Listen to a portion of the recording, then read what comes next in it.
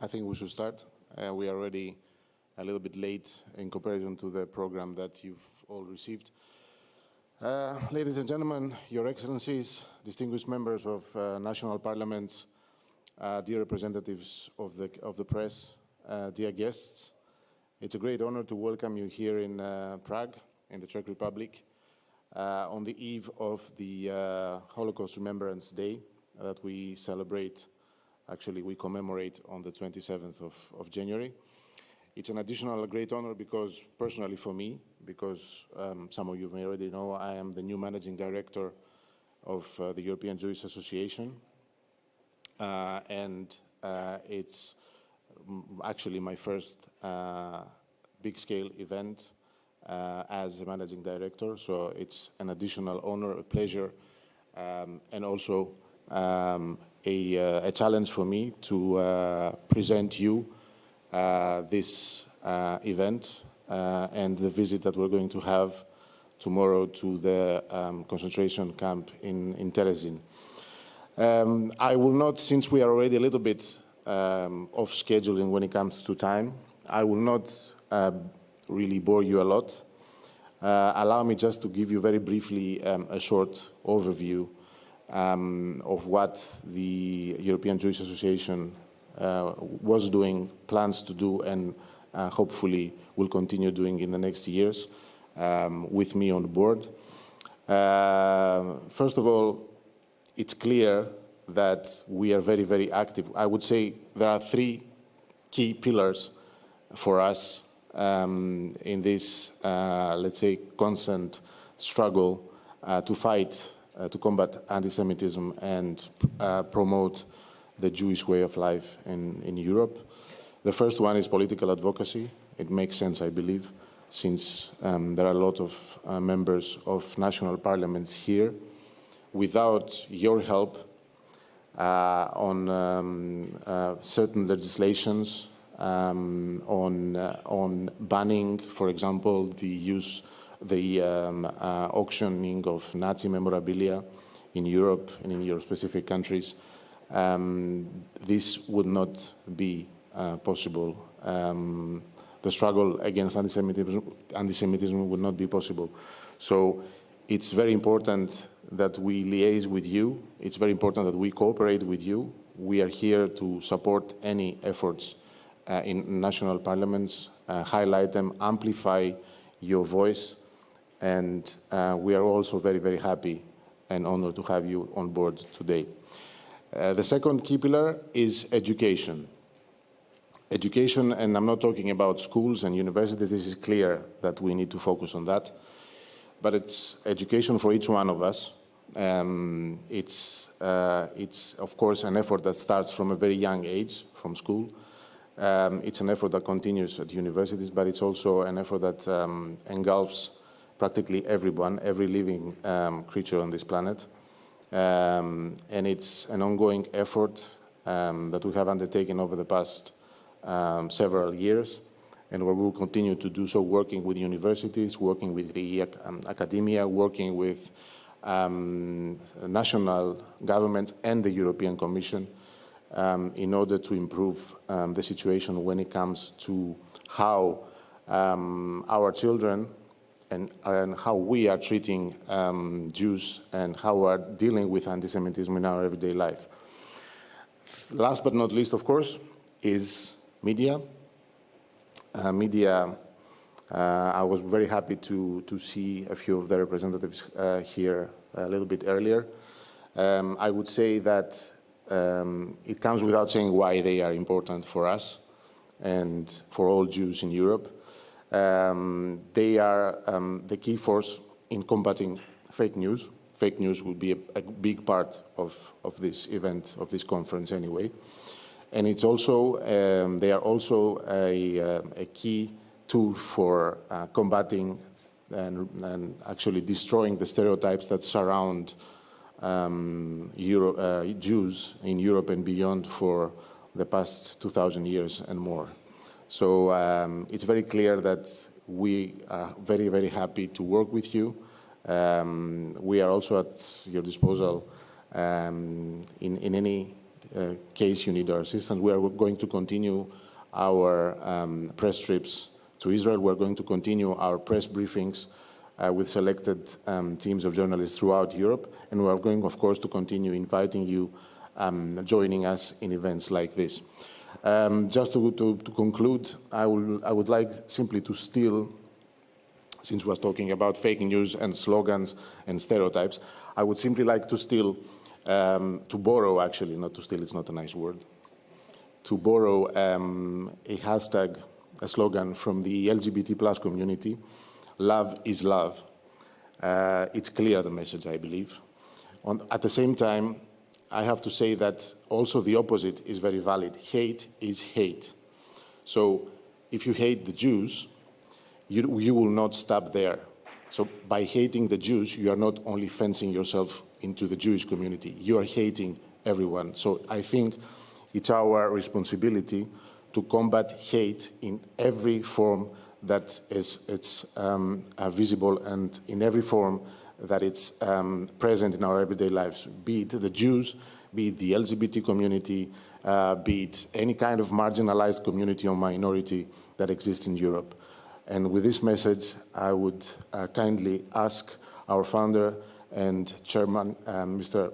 Rabbi Menachem Margolin, to come and give you also a brief overview about this conference and about EJA in general. Thank you very much.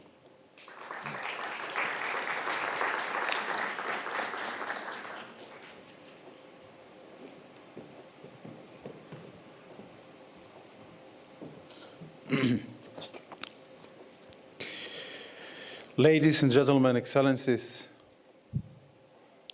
firstly, I would like to personally thank each and every one of you for being here with us, here in Prague and tomorrow at the Terezin Ghetto.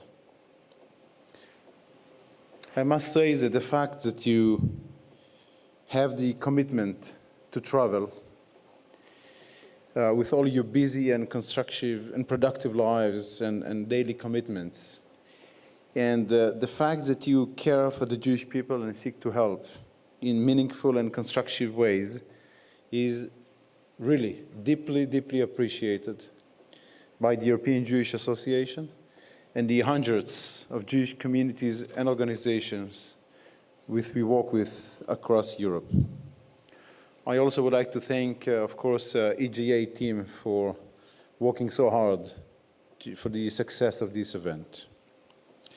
Friends, today and tomorrow, we will hear from many experts, politicians, and more, those who walk on the front line of fighting the oldest and the most irrational hatred mankind has ever known, anti-Semitism.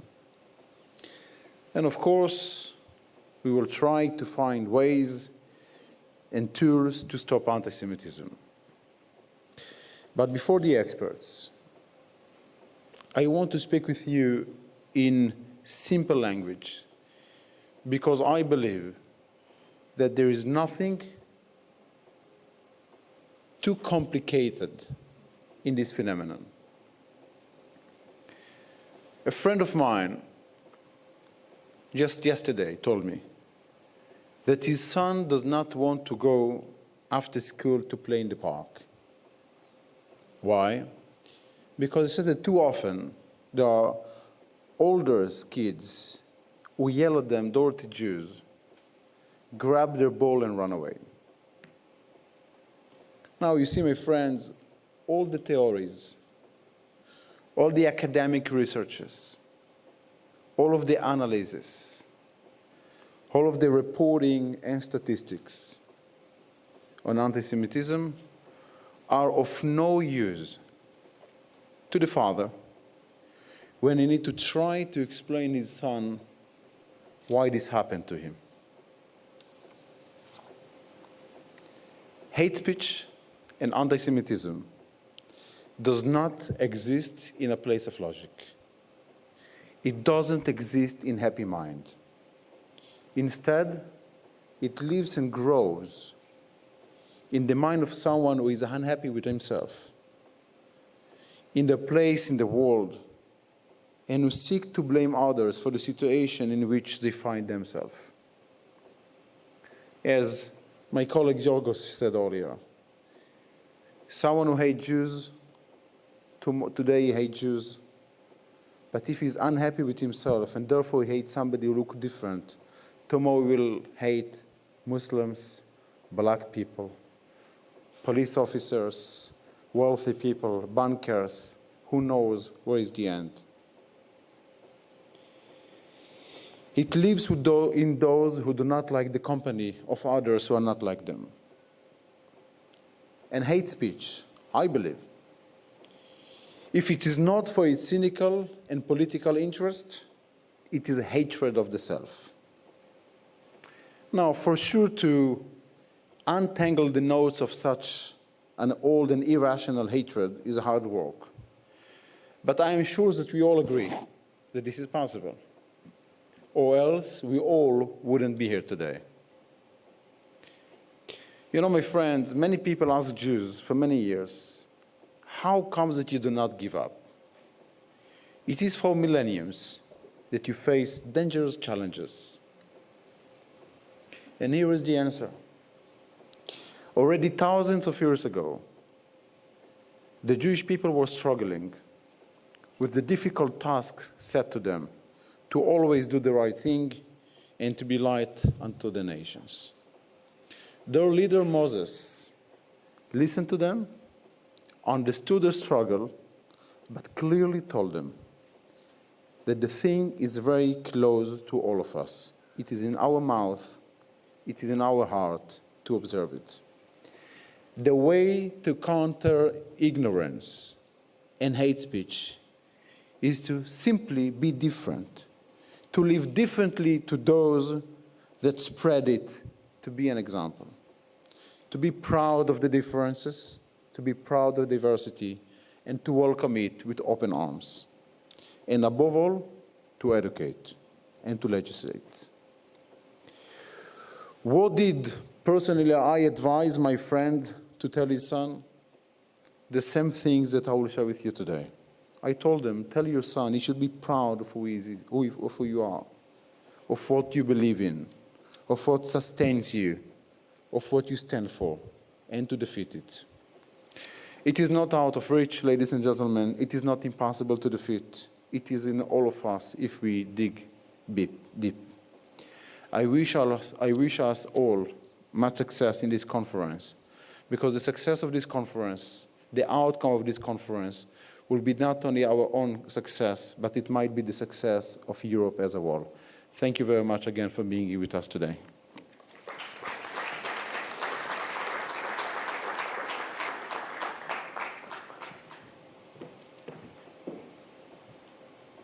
Thank you very much, Rabbi Margolin, also for being compact in terms of time.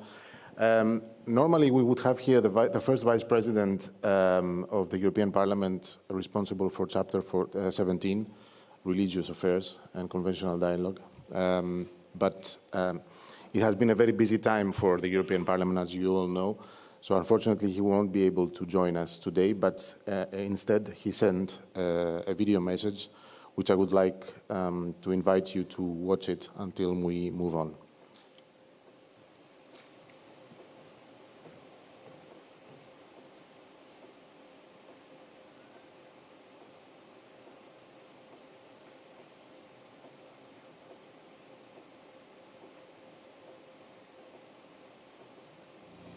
Anti-Semitism, Jew hatred, does it ever stop?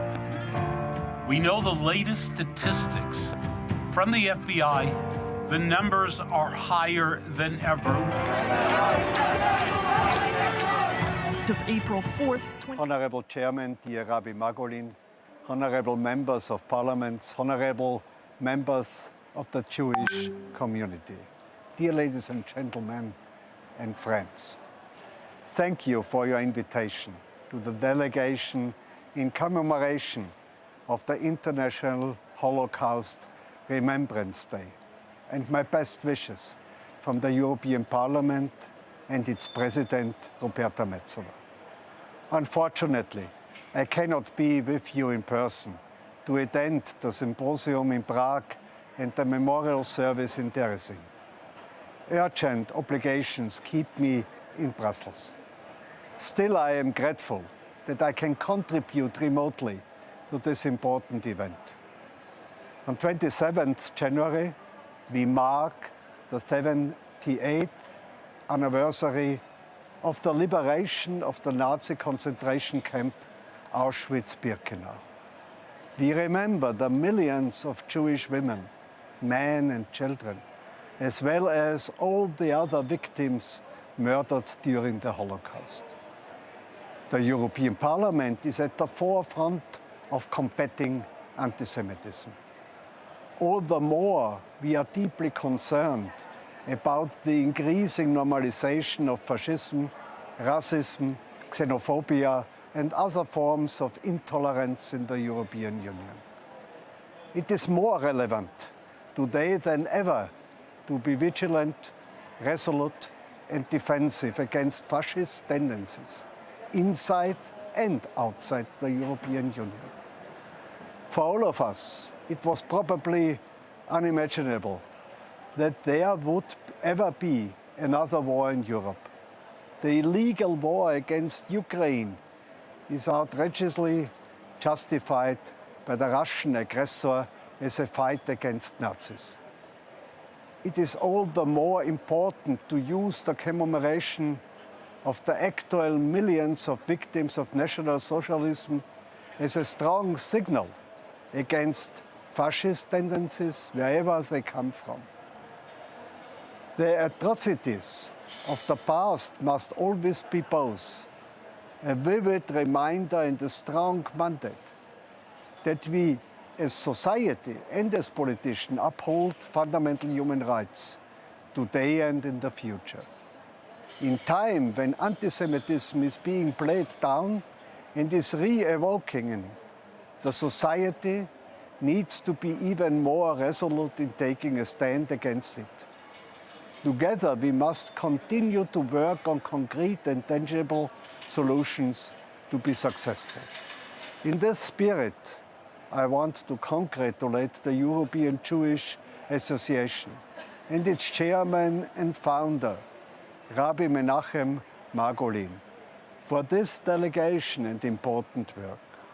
As first Vice President of the European Parliament, responsible amongst other for the religious and non-confessional dialogue under Article 17 of the Lisbon Treaty, I look forward to continue our fruitful cooperation. Together we remember. Thank you and all the best.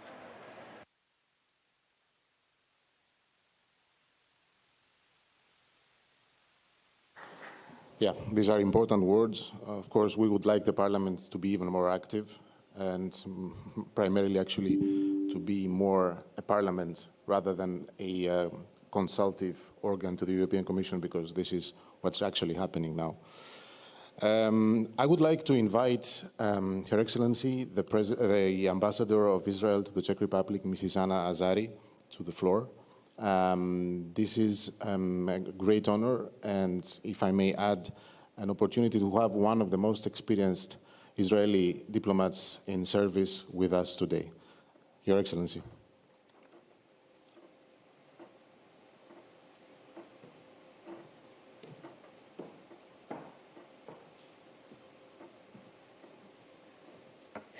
Good day. I want to welcome you here in the Czech Republic, mainly as the lucky Israeli diplomat who actually works here. It is a good choice of venue. I know your previous venue was almost always Poland and Auschwitz. I was ambassador in Poland for 5 years, and know the importance of Auschwitz, of course. But still, I think it's interesting to hold this conference in the country which is the most friendly to Jews and to the state of Israel. This country this is a country in which the friendship with the Jewish nation was set very much back in time, well, some people started with the founding father of Czechoslovakia, President Tomáš Garrigue Masaryk, but I think it's even deeper. And this is a country which helped my state, the state of Israel, in its very war of independence by training and supplying weapons to us. Today, it's a very interesting country which is quite a leader in helping the Ukrainians and in helping in absorbing as much as 500,000 refugees here, which is the biggest per capita help to refugees during this war. I think the idea of coming here and the idea of going to Terezin tomorrow is a good one. And a choice of venue is a very good choice, not only because Prague is so beautiful. I'm sure that you will find a lot of new things to learn about in Terezin itself, including the cynicism which the Nazis showed in this camp. I want to fruitful debates and fruitful decisions in this conference, and hope that you enjoy your stay in the Czech Republic. Thank you. Toda raba.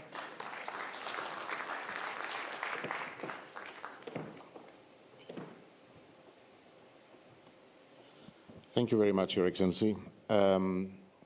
We're going to continue with a first glimpse of what I was mentioning before, first glimpse of the almost ancient fake news that surround the Jewish people. We're going to show you a short propaganda film from the model Jewish ghetto of Terezin that we're going to visit today, so that you have a first class opportunity, let's say, to see for yourselves what the Nazi propaganda mechanism was promoting to persuade the Europeans and beyond that Jews were not only treated nicely, but they were also prospering in a place like Terezin. So take a look at this excellent piece of propaganda.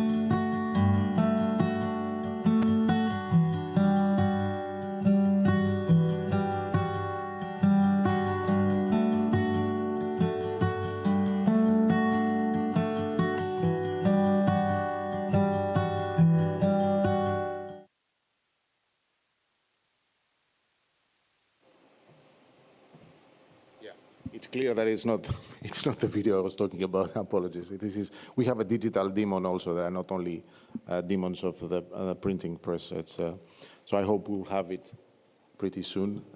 This is a video that actually invites people visiting Prague to take a one-day tour to see also from close the Terezin concentration camp.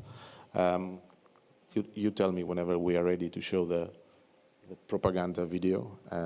One of the many actually produced by the German propaganda, the Nazi propaganda machinery during that time.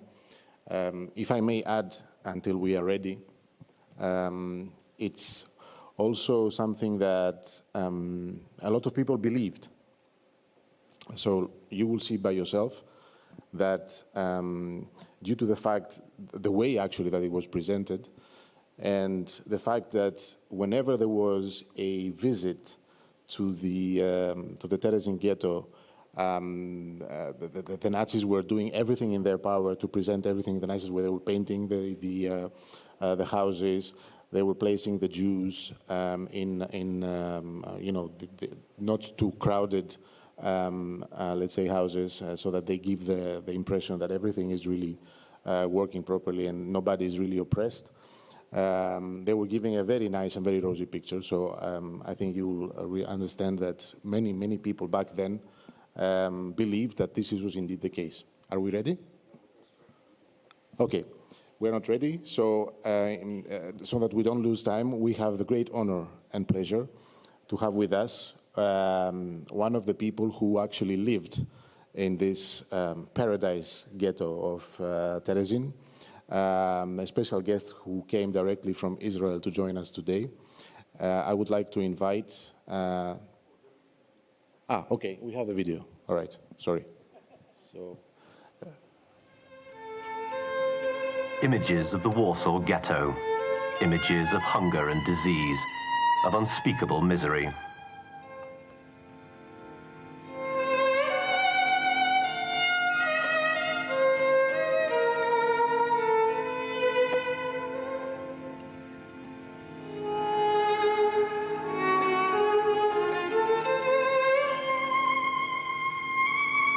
Quite different are the images from the Theresienstadt Ghetto.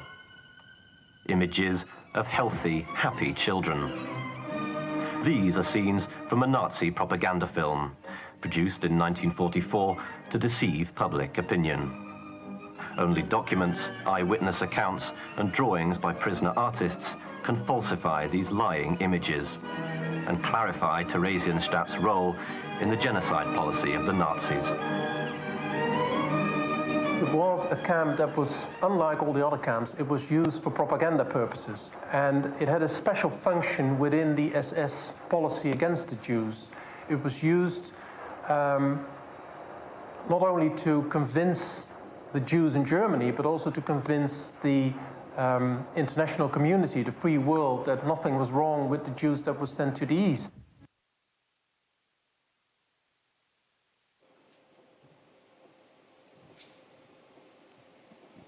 So, I think you show the difference. And without further ado, I would like to invite Mr. Gideon Lev, because he is the one to tell us whether what we just saw was really true or fake news. I would like to invite him to come to the stage so that we can hear from him directly what was really going on in Theresienstadt or Terezin.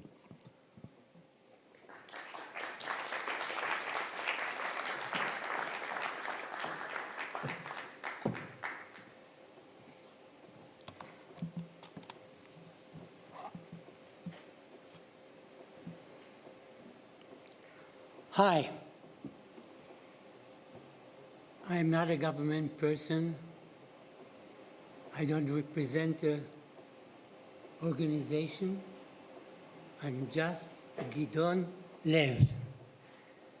But I was not born Gideon Lev. I was born Peter Wolfgang Lev. Where was I born? Right here in Czechoslovakia, in Karlovy Vary, Karlsbad, 1935. 1935, almost 88 years ago.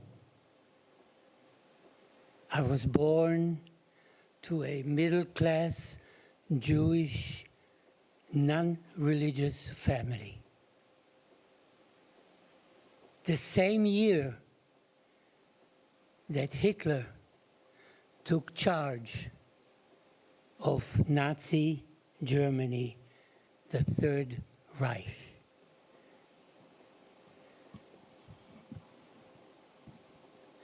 Three years later,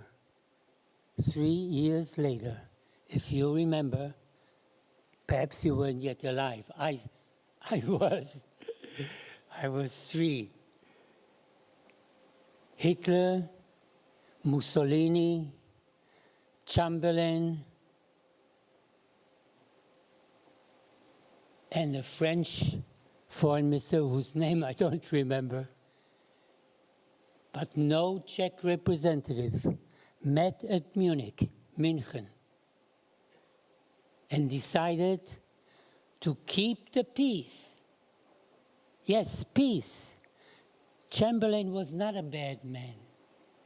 He had suffered and gone through First World War. So he wanted with all his heart to prevent another war. But in order to do so, he had to close his ears, close his eyes, stop his mind from functioning, because Hitler was preparing a war. Everybody knew it. The entire world knew it. Even though there was no internet and there was no little phone that you could pick up and speak. But they all knew it. And Hitler convinced everybody, all I want is a little bit of Czechoslovakia, little kleines Stückchen, Sudetenland. There will be peace, no war, I don't want anything more. What a terrible lie. What a terrible way of convincing the entire world that this was true. Within hours, the German army entered Sudetenland. And I and my family and all the Jewish people living in that area, especially in Karlsbad, Karlovy Vary, began to suffer. As we all know, pogroms from past history, the same thing took place in Karlovy Vary. But you ask, how did you know? How old were you? Yes, it's true. I was only 3 years old. I really didn't know. I really didn't know. But I felt the fear of my parents. They couldn't buy anything. My grandparents and my parents had a Alteisengeschäft. בעברית חצר גרוטאות. It was impossible to do business. You couldn't buy from Jews, you couldn't sell from Jews, you couldn't trade, you had no rights. Overnight, as we know, Jewish stores were broken into, people couldn't work anymore at their jobs. All the Jews from the hospitals, the doctors, were sent home. From any municipal positions, they were sent home. It was terrible. I was 3 years old. My mother told me how she felt, afraid. So one day, I remember, and this I do remember, at night, we went to a train with our suitcases, a knapsack, bedrolls, and got on a train. And I, little boy, 3 years old, had a little tricycle. I remember it, a red, beautiful tricycle with black handles. And of course I wanted to take it. I only received it as a birthday present. My birthday was March 3rd, and this was June. I just received it, and of course I wanted to take it on the train. And my father and my mother said, nein, nein, nein, du kannst das nicht nehmen. No, no, no, you can't take it. Wir haben keinen Platz. Schau, wir haben so viele Sachen. And I cried and I made a balagan. It didn't help me. My grandfather, though, said, oh, I'll take it. Nein, du kannst nicht. Nein, wir werden kaufen ein neues. We'll buy you a new one. That never happened. We really never did. And 3 hours or 4 hours later, we arrived in Prague. I was 3 years old. It was 1938. I think it was within 3 months after the German army entered the Sudetenland, the road led straight to Prague. And in the summer or in the fall of 1938, Hitler himself came to Hradčany. You all know where's Hradčany, right? The seat of the Czech government. And there Hitler declared, kein Czechoslovakia, protectorate of Bohemia and Morava. And that was the beginning of the end of the Jewish existence as a people with rights in the Czech Republic. There was no Czech Republic. I remember, you know, some things as children we do remember. Not everything, by far not. But here and there we do remember certain things. And I'll tell you some personal things because that brings it closer to us, to feel, to know what it means to be dehumanized, segregated, isolated, and completely demoralized. Every day, and I was by then almost 4 years old, a new announcement was made. Jews must be home by 8 o'clock. A few days later, Jews must hand in all typewriters and telephones and cameras and radios. Oy vovoy, if somebody had a radio, because that was the only connection to the outside world, to hear BBC. If somebody kept it and some neighbor heard and reported it, the next day or the next morning or at 12 at night, the Gestapo came and took away not only the radio, but the entire family, never to be seen again. And this is how we lived in Prague. I remember the address. Italska 7. You can look it up today. It's right around the corner from Václavské náměstí. I'm sorry, I actually have forgotten my Czech. Zapomněl jsem. Nemluvím 70 let. Trošku. Rozumím. Trošku. That's for those of you who know a little bit of Czech. But the fact is, I remember one instance that stayed with me forever. Just remember, I was 5 years old.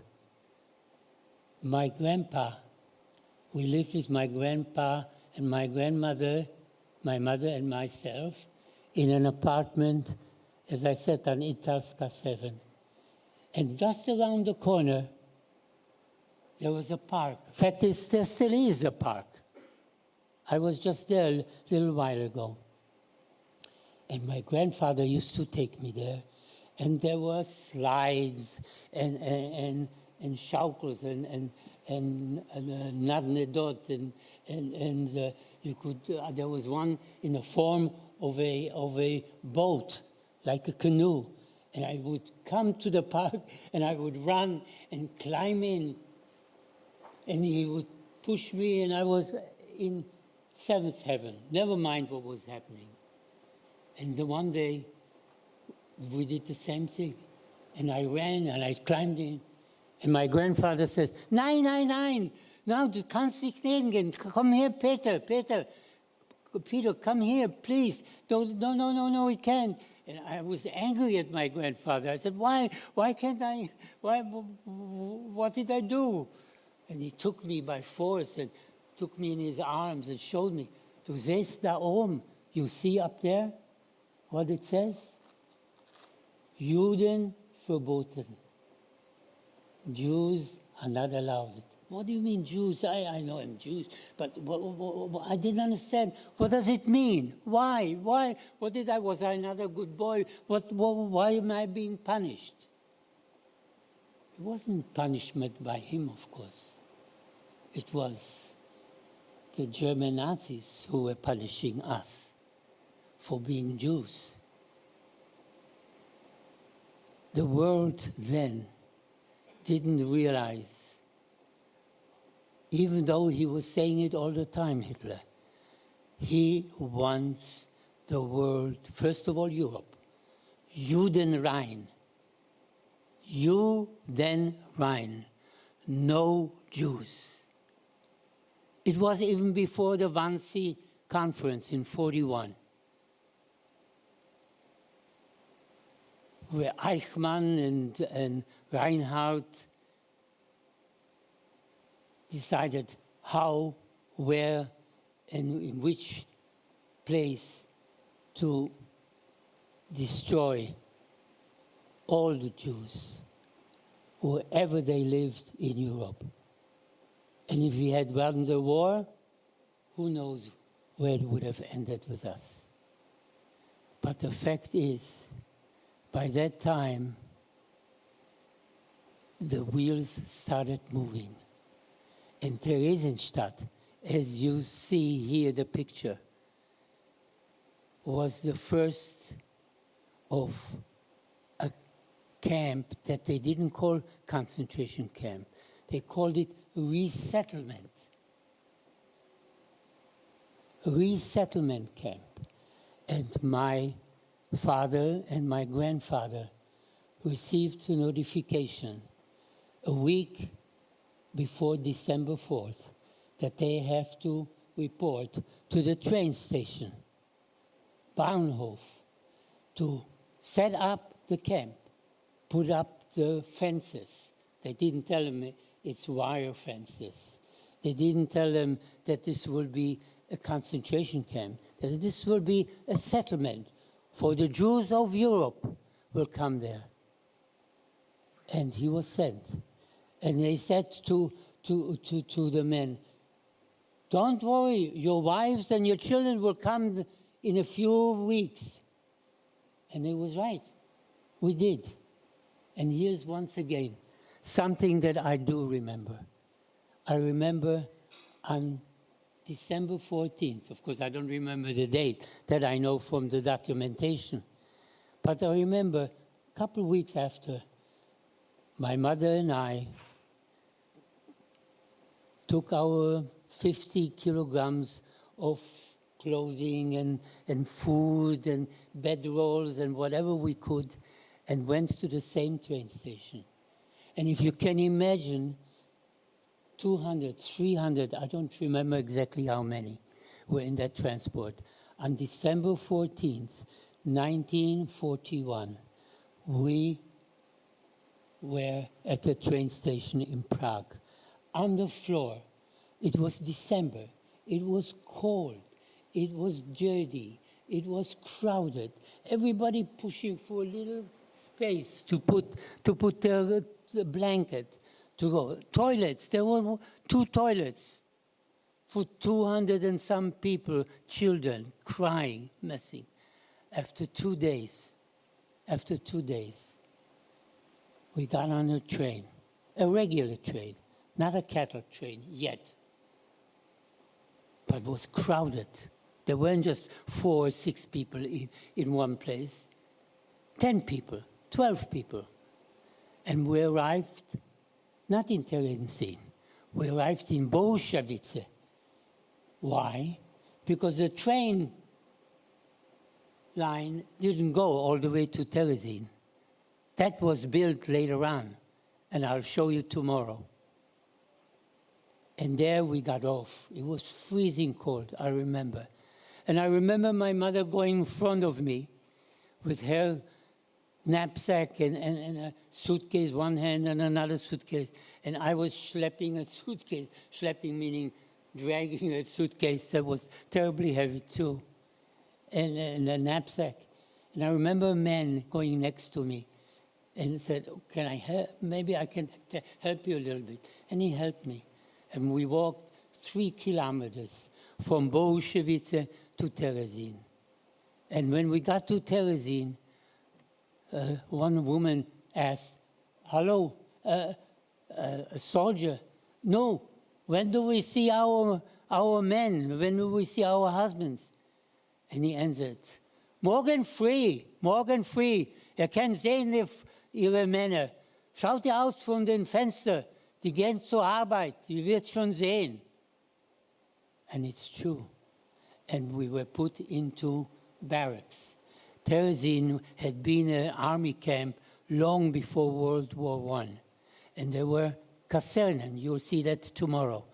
Barracks, not wooden ones, 2, 3 stories high. And I remember my mother and myself and many other people going to one of the Kasernen. There were about 10 or 12 Kasernen there. Each one had a name, Hamburger Kaserne, Magdeburg Kaserne. We were in the Dresden Kaserne. You will see it also. And on the 3rd floor. And there were 10 or 12 people in one room.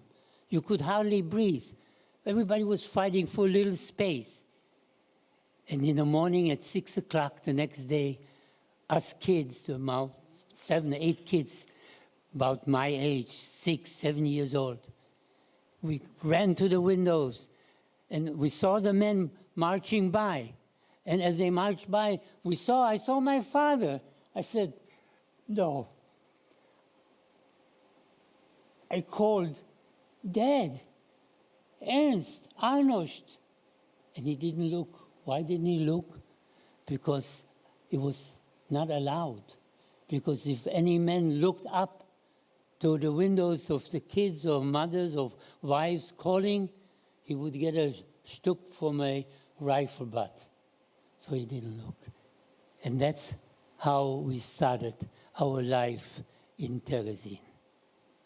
There's much, much more to tell. One thing, it bothers me terribly. Here we have, in front of us, this sign here, Arbeit macht frei. It's actually not the entrance to the Terezin concentration camp. It's to the small stockade, the Kleine Festung. And it's one of the most cynical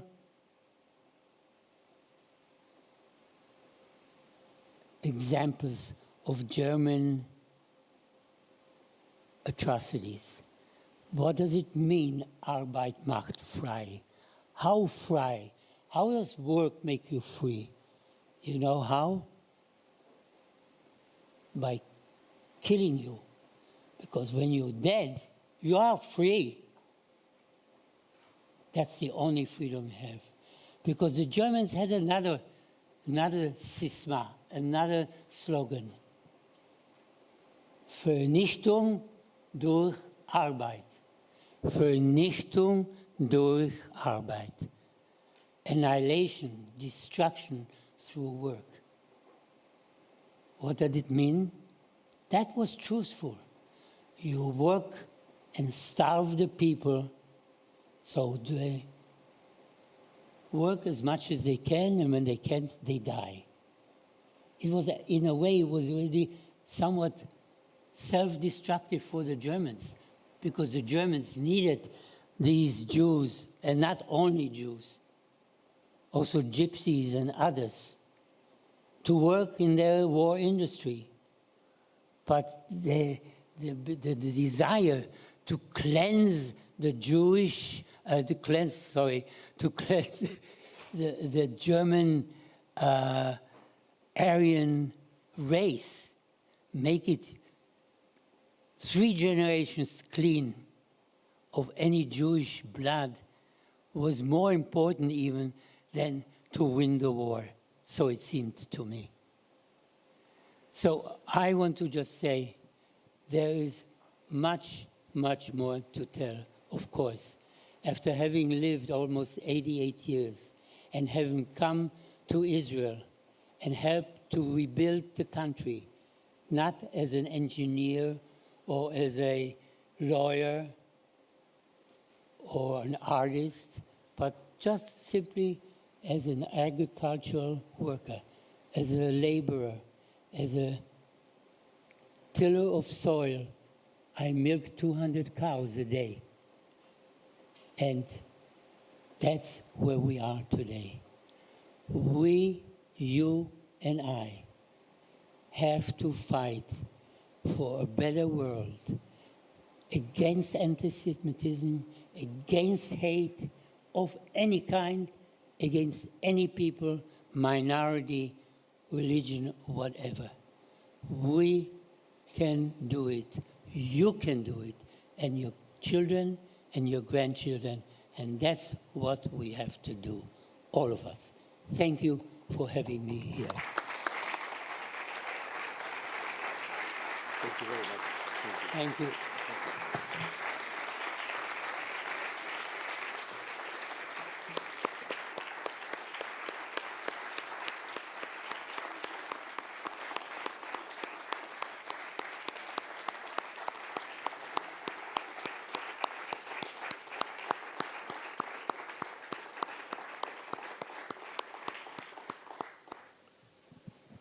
Well, I think words are not really enough to describe.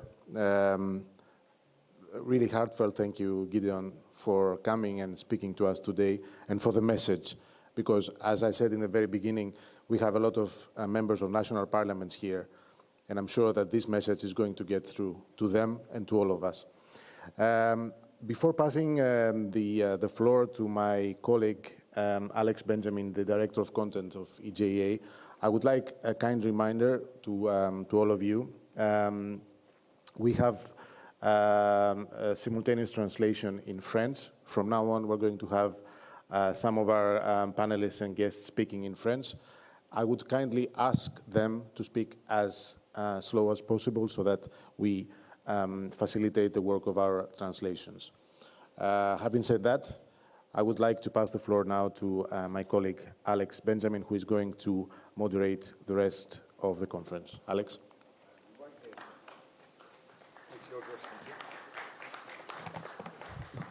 Excellencies, ladies and gentlemen, thank you. You've quite a lot to get through, so I'm going to jump straight in. Gideon so eloquently put into words the struggle that we're facing here today. And I would say that Terezin and the duping that was done on the Red Cross in Terezin, where they regarded it and said, what a wonderful job the Germans are doing looking after the Jews, is something that's been happening from time immemorial. I mean, a couple of weeks ago, we studied a Torah portion where Pharaoh's advisors were warning Pharaoh that the Jews were growing too many, that they were going to take over, that they had some conspiracy to take over Egypt. And then early Christianity, we became the Christ killers. During the Crusades, we were poisoning wells and killing young children to use their blood for matzah, right up to today with Kanye West, and we'll be hearing a bit more about that later. Ladies and gentlemen, I just want to say that about a year and a half ago, I was in Paris, and our next speaker, who's going to be talking you through this next section about fake news and Jews in particular, gave a tremendous presentation where he was able to draw the parallels and the similes between the anti-Semitic thought all those millennia ago and some of the tropes which are still used today. So it seemed only natural when we were here in Terezin, when we're talking about fake news, that we should bring this gentleman here to address you. And it gives me great pleasure to ask our first speaker of the symposium, Mr. Alex Hearn, the Director of Labour Against Anti-Semitism, to come and give a presentation. Alex, you're very, very welcome. Thank you.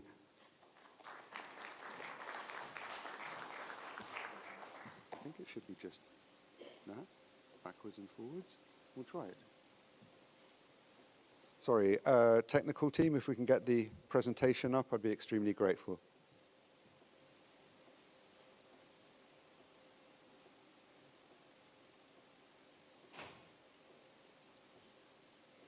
They say never work with children and technology.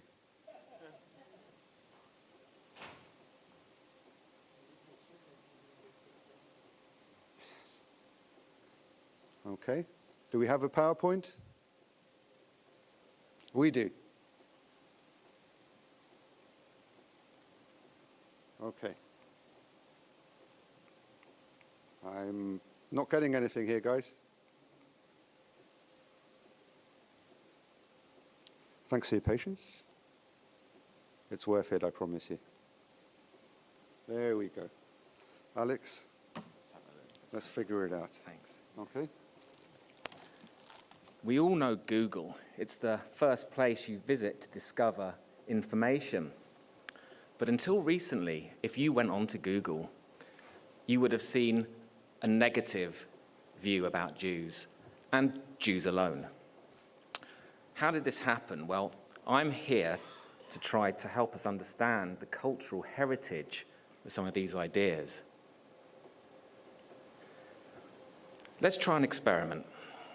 There will be absolutely no public office, even the highest ones, which the Jews will not have usurped, replaced. So let's see, do we think this is from a left-wing politician or a right-wing politician? Can we just have a show of hands for who thinks this is from a left-wing politician? And can we have a show of hands who thinks this is from a right-wing politician? Okay, so I would say there's a few more for right-wing. Well, the answer is it was a left-wing politician, but it was a left-wing politician who inspired the Nazis, showing how ideas can feed off each other, how anti-Semitism is such an attractive proposition. Wilhelm Marr was a left-wing agitator and an MP in the first German secular parliament. In secular society, religion was more acceptable. They called racism against Jews Judenhass, Jew hate. So Wilhelm Marr wanted a racial emphasis. He wanted Jews to assimilate forcibly, and when they wouldn't, he wanted them gone. So, why is the word anti-Semitism fake news? Well, because Marr wrongly assumed that the language grouping of Semitic was the opposite to Aryan, and he thought that it was a racial grouping. And so he invented the word anti-Semitism in the 1870s. He then founded the first political movement based on anti-Jewish beliefs, and the clue is in the name, the League of Anti-Semites. He then wrote The Victory of Judaism over Germandom in 1879, which said that Jews were trying to take over and must be defeated. His quote, "The Jewish spirit and Jewish consciousness have overpowered the world." Now, this very same lie about being replaced by Jews, this very same fear, was infamously given a slogan in just 2017. I don't know if anyone can remember it.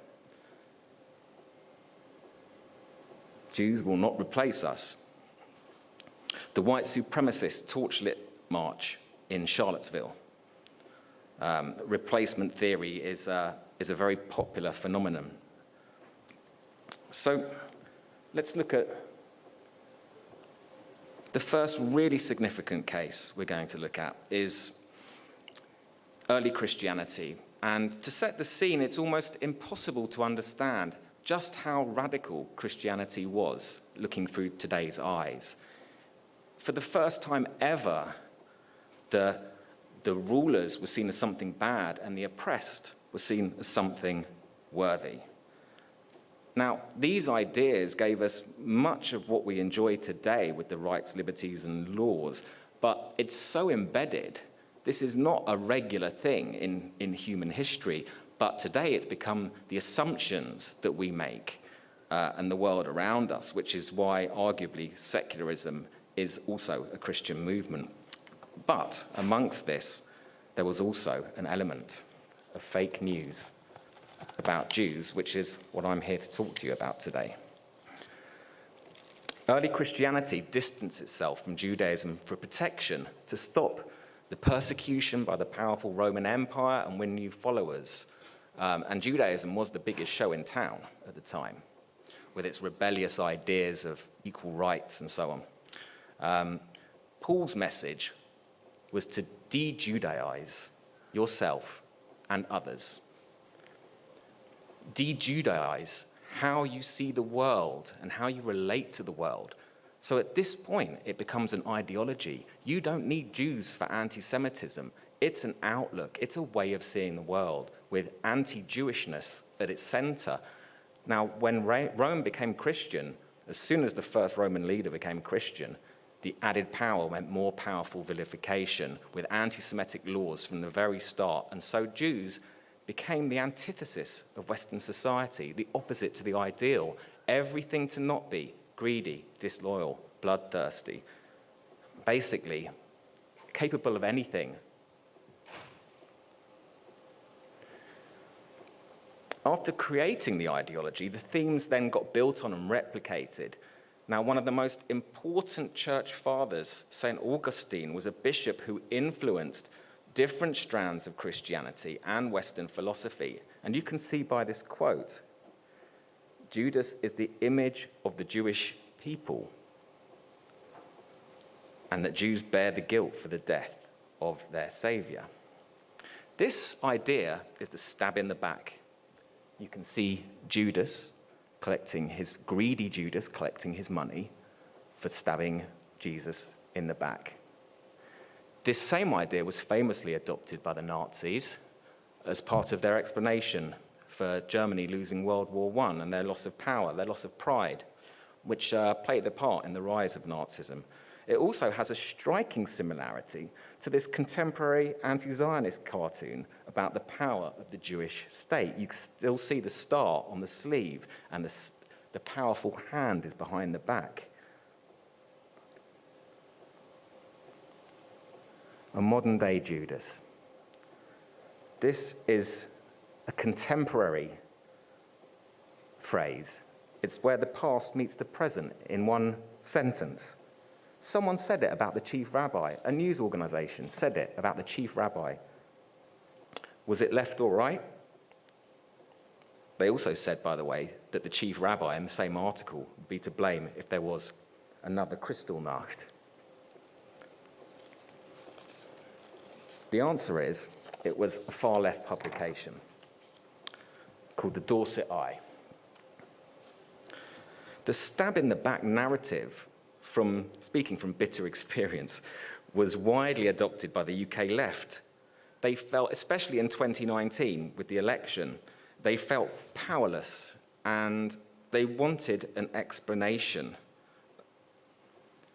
Here you see the same religious anti-Semitic theme of greedy, disloyal backstabbers, 30 pieces of silver, betrayal, crucifixion, and even, in one case, someone touted as being the future leader of the Labour Party. How could this happen? A secular society, a secular movement, anti-racist movement. Well, thousands of years of the same message about Jews cannot be undone. The Pope only fully recanted this idea in 2011 in a book. Now, anti-Semitism is its own belief system. It no longer needs a church. And like a religious experience, I would say that adherents get a feeling of comfort from it. And also, in some cases, it makes them feel morally superior. Moving on to medieval times, it focused on Jews being associated with the devil and being anti-Christ. Many Jewish communities were killed and expelled thanks to blood libel. Now, it was said to be the ritual reenacting of Christ's murder on Christian children, but this is the interesting part that no one ever picks up on. It was said to be organized by an international Jewish conspiracy who wanted to revive self-determination in the ancestral homeland. And another word for that is Zionism. So it's all there. But another aspect of blood libel is the collaboration between the authorities and the aristocracy for financial benefits. There was always a selfish reason behind it, and it was almost always about financial benefits. So as many people know, it started in 1144 in England, and 100 years later, in another case, the king intervened, and this is where it really becomes part of the historical record, and you see it in ballads, and you saw it in literature, like the Canterbury Tales. And the success of anti-Semitism is really how it recreates itself, and the same collective memory resurfaced in 1934 with the Nazi blood libel document called Jewish Murder Plan Against Gentile Humanity Revealed.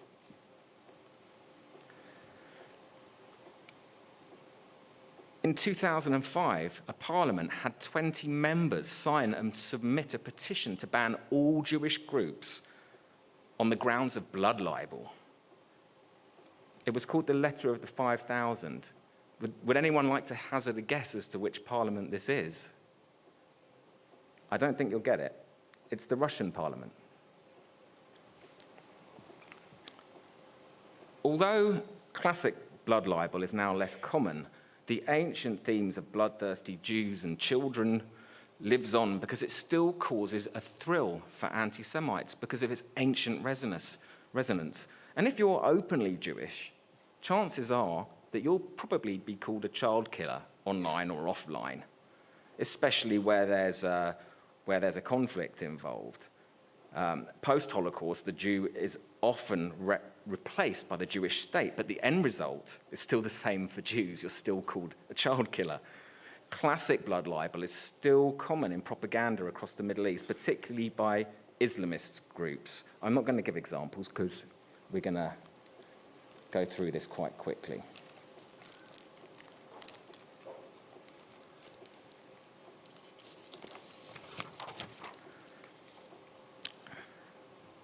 QAnon fixated on Jewish figures, such as the Soros and the Rothschilds, as responsible for their political opponents doing ritual murder of children. Now, the ritual murder part dropped off for the mainstream, for the rest of the population, but many of those ideas are now out in the wild. And here you can see on the far right of the screen a news outlet, which is a liberal Italian newspaper. And they defaulted to that theme. In the middle, you can see the ex-director of Al Jazeera. 2,000 years, it's the same killer. It's pretty similar to Surely They Don't Want to Kill Me Again. The New York Times did it in a more respectable way. They ran an unprecedented front page about the Jewish state being child killers, but who can't fail to be moved by the images of children?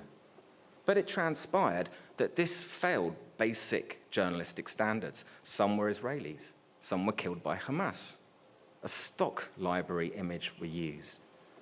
Facebook accounts revealed some were militants posing with weapons and flags of terror groups. It provided a sensationalized story with a terrible ancient resonance, once again for personal benefits, this time clicks. Rumors of the Black Plague caused what some historians call the medieval Holocaust, which emptied Europe of its Jews. With COVID, the story was updated to being the cruel and immoral Jewish nation withholding the vaccine from Palestinians. This was reported this way in the mainstream media, and it was amplified by people such as the head of Ben & Jerry's board, although it was a proven lie. And the far right, they called it the Jew flu. They claim that Jews invented or used this plague in order to gain more power and control. I'll read you an excerpt from this quote. "We do, from time to time, criticize the actions of Zionists, but solely on account of their politics, not their race or religion. Anti-Semitism is simply a political smear word." Once again, I'd like a show of hands. Who thinks this is from the left?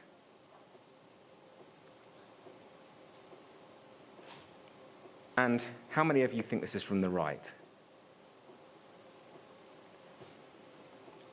It's actually the National Front from 1970.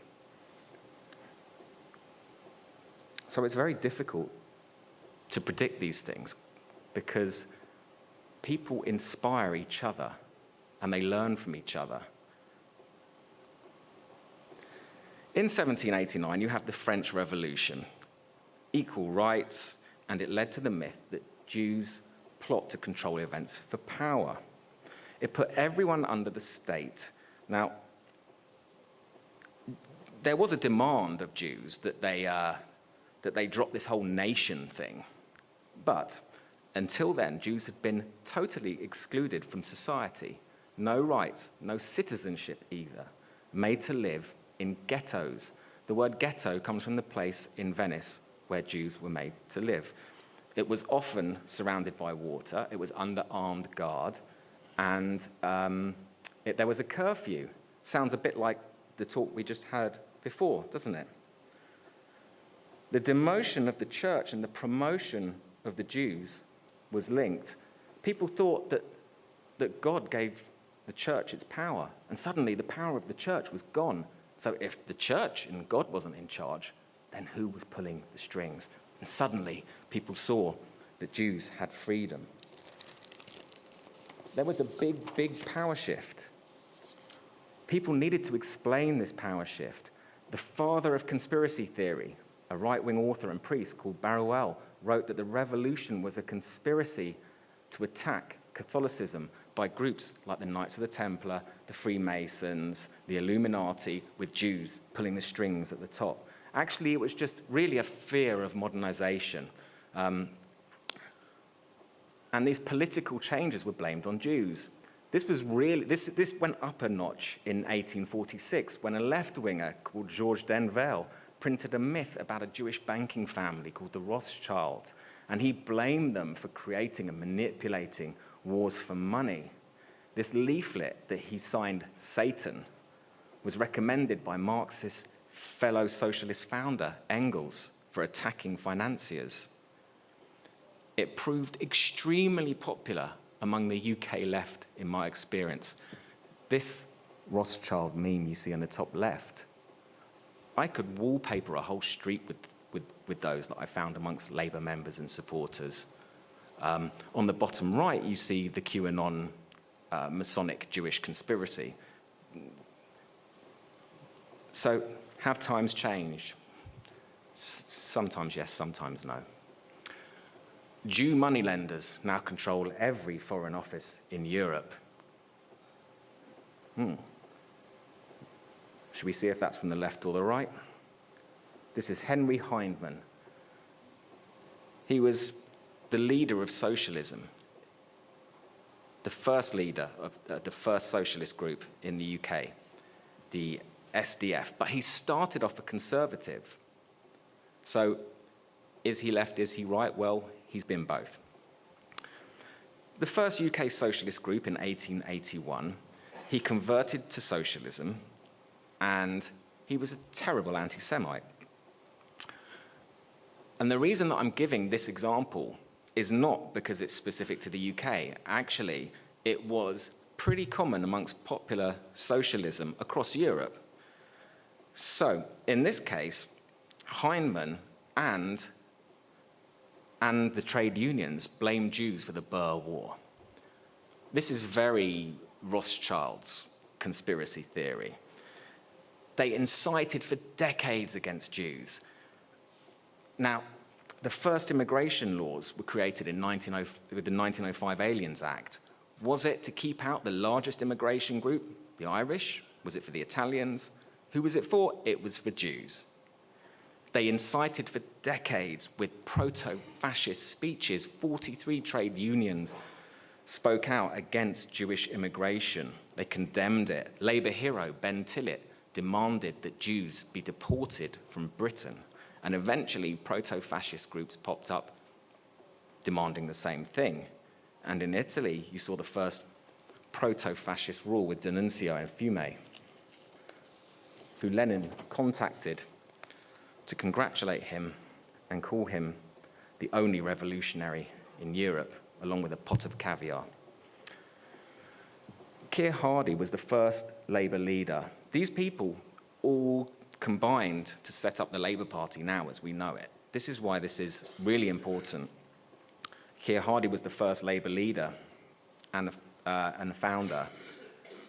His quote about rumours of war circulating and a hook-nosed Rothschild being to blame is straight out of Nazi propaganda, right? This is really hard to distinguish. 40 years on, the Nazis came along. The enemy of mankind, we should send this race back to Asia or exterminate it.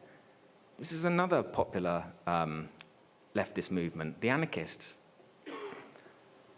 Proudhon, he's the father of anarchism. That's who that quote was from.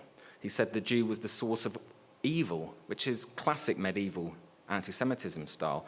Bakunin followed Proudhon, and his thinking influences people like Noam Chomsky. He correctly predicted the Marxist revolution would end up a dictatorship over the workers. There was a lot of good things about this movement, but there was one problem. At the center of this political thinking was a conspiracy, a Jewish conspiracy, as Bakunin saw it, to control the world. He saw both capitalism and communism as being controlled by Jews, and eventually he inspired something called the People's Will Party, who called for the masses to revolt against the Jewish Tsar. The idea that the Tsar could be Jewish, they were so anti-Semitic, is just ridiculous. So this is just the kind of fake news that people were using at the time to gain power, which is the common thread through anti-Semitism. So after the People's Will Party called the Tsar Jewish, the Tsar's secret police created the Protocols of the Elders of Zion to attack the Bolsheviks in 1903. And then in return, the anti-Bolshevik White Army used the expression, beat the Jews and save Russia. And then the Bolshevik Red Army called the White Army agents of Jewish capitalism. Everyone's Jewish, everyone's saying the other one's Jewish to gain popularity, to gain power. But the protocols were the most influential. This is the idea, using recycled dialogue from a satire, French satire about Napoleon, about Jewish international power. Jewish leaders conspiring with their secret plans to rule the world. The protocols influenced Hitler, and it was used in Nazi propaganda. You can see the middle picture with the puppeteer Jew controlling events. And Fox News recently posted this same similar theme with Soros, the kind of who the far right often use for the Jewish face of evil. He's the one pulling the strings. But the power of the protocols is still clear. The Pittsburgh gunman in the States held Jews responsible for white suffering. The Colleyville gunman held Jews responsible for Muslim suffering. And the Jersey gunman held Jews responsible for black suffering. This is the ongoing power of the protocols. The Israel protocols adds the Jewish state to Jewish power. And it's clear from the Soviet propaganda in the black and white screenshots from a propaganda film that the word Jew is substituted for Zionist. The sinister role of international Zionism, the ruling circles of Israel, that's straight from the protocols. And we heard common claims that Jewish power was running the Labour Party on behalf of the Jewish state, right from the top of the Labour Party, actually. And that's in the top left shot. The kind of spider web in the middle is about David Miller. He was an academic who created a crazed crime wall of Jews to prove his theory of Zionist power. And it's no coincidence that when people talk about Zionist power, they often end up with this kind of crazed-looking map of Jews. David Miller ended up being disgraced for saying that Jewish students were agents of Israel and Chicken Soup was a plot. He can now be found on Iranian state TV with an ex-Labour MP talking about how everything from Ukraine to music to football to comedians and academia are all part of a Zionist conspiracy by the Jewish state. This is the protocols for the Jewish age, for the digital age against Jews.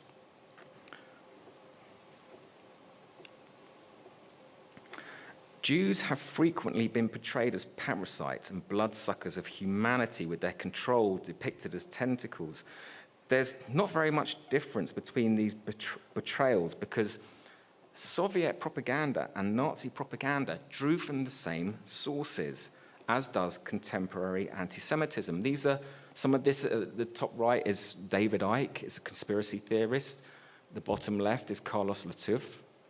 And on the far right, it was actually from a far-right website, and a Labour activist used it and said this is great, and the Labour Party said this is just anti-Israel when it was reported.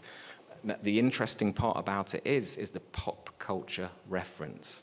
Anti-Semitism, it adapts, it latches on to the latest thing. The Torah is an unsurpassed textbook of bloodthirstiness. You might think this was Nazi, you might think it was Soviet. It's really impossible to tell. It's actually Soviet. The Encroaching Counter-Revolution by Vladimir Begun, 1974. Such was its power that anti-Semitism was central to Soviet propaganda. It even had its own department. Soviet propaganda really informs contemporary anti-Semitism. The KGB was full of Hitler admirers. You could even say that they were far right, but they needed plausible deniability after the war. So their Nazi propaganda was thinly veiled using anti-Zionism. It even got a scientific-sounding name for credibility and respectability. A bit like the word anti-Semitism, for its time, had a scientific ring to it. They called it Zionology. The material became mandatory reading in the Soviet Union. Books, brochures, and articles were published in many languages, many linked to Caution Zionism, which is on the screen, the shot on the far left. This was written by the Central Committee. Yuri Ivanov was the deputy of military intelligence, and his colleagues called him the main Yidologist of the Soviet Union. Jews were targeted for an ongoing campaign of exclusion and execution. I'll give you an example from Czechoslovakia. Slansky was the general secretary who ran communism in Czechoslovakia. You probably could not find a more anti-Zionist Jew.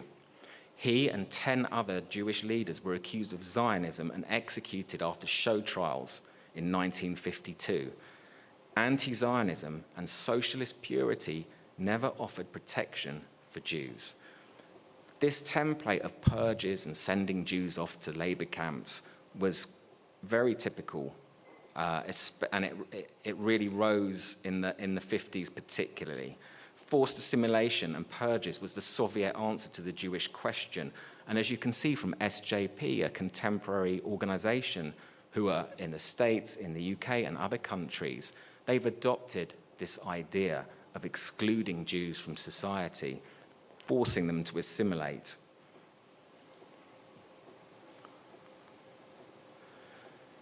The Zionists tried to make the rest of the world believe that the national consciousness of the Jews finds its satisfaction in the creation of a Palestinian state.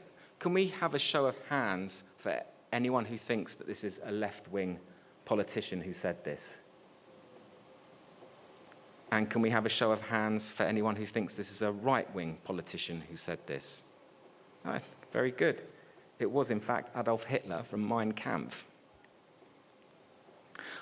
I'm not going to talk about what Nazism and fascism is. It's up there, but what I do want to say is the ultimate counter-revolution against secularism and rights, and it offered an alternative to this hot new trend sweeping the globe called communism. In fact, I would say that Nazism was a thoroughly anti-Christian movement despite their protestations to the opposite. But what I really want to get through is that Nazism in Europe didn't appear in a vacuum. It was the result of a build-up of the teaching of contempt.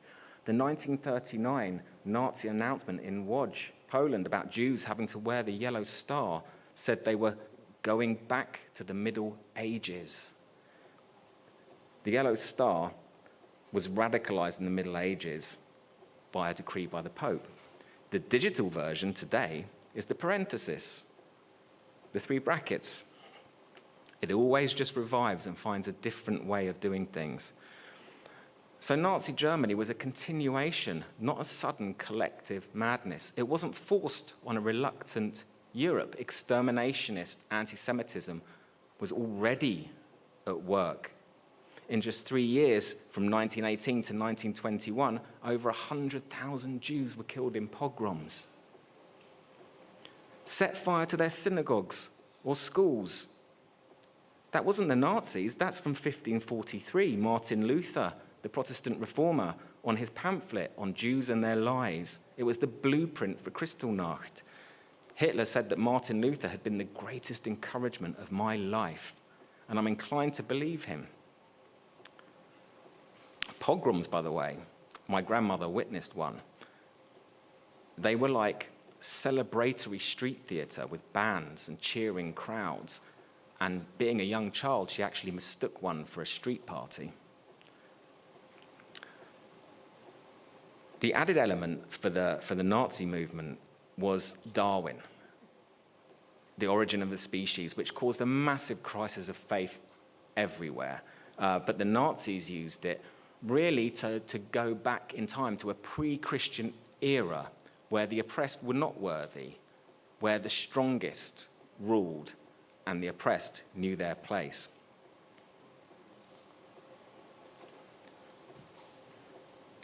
This looks really to me like a white supremacist flag, the kind of thing that you might see in the States for some neo-Nazis. But you'd be wrong. It's actually from the Middle East. It's the second largest party in Syria, and they're called the Syrian Social Nationalist Party.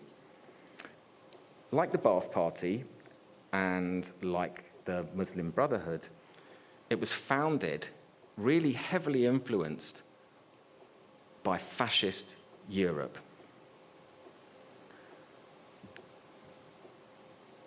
In the case of the Muslim Brotherhood, Hitler fanatic al-Banna founded it, and he translated Nazi propaganda such as Der Stürmer and Mein Kampf, which he retitled My Jihad.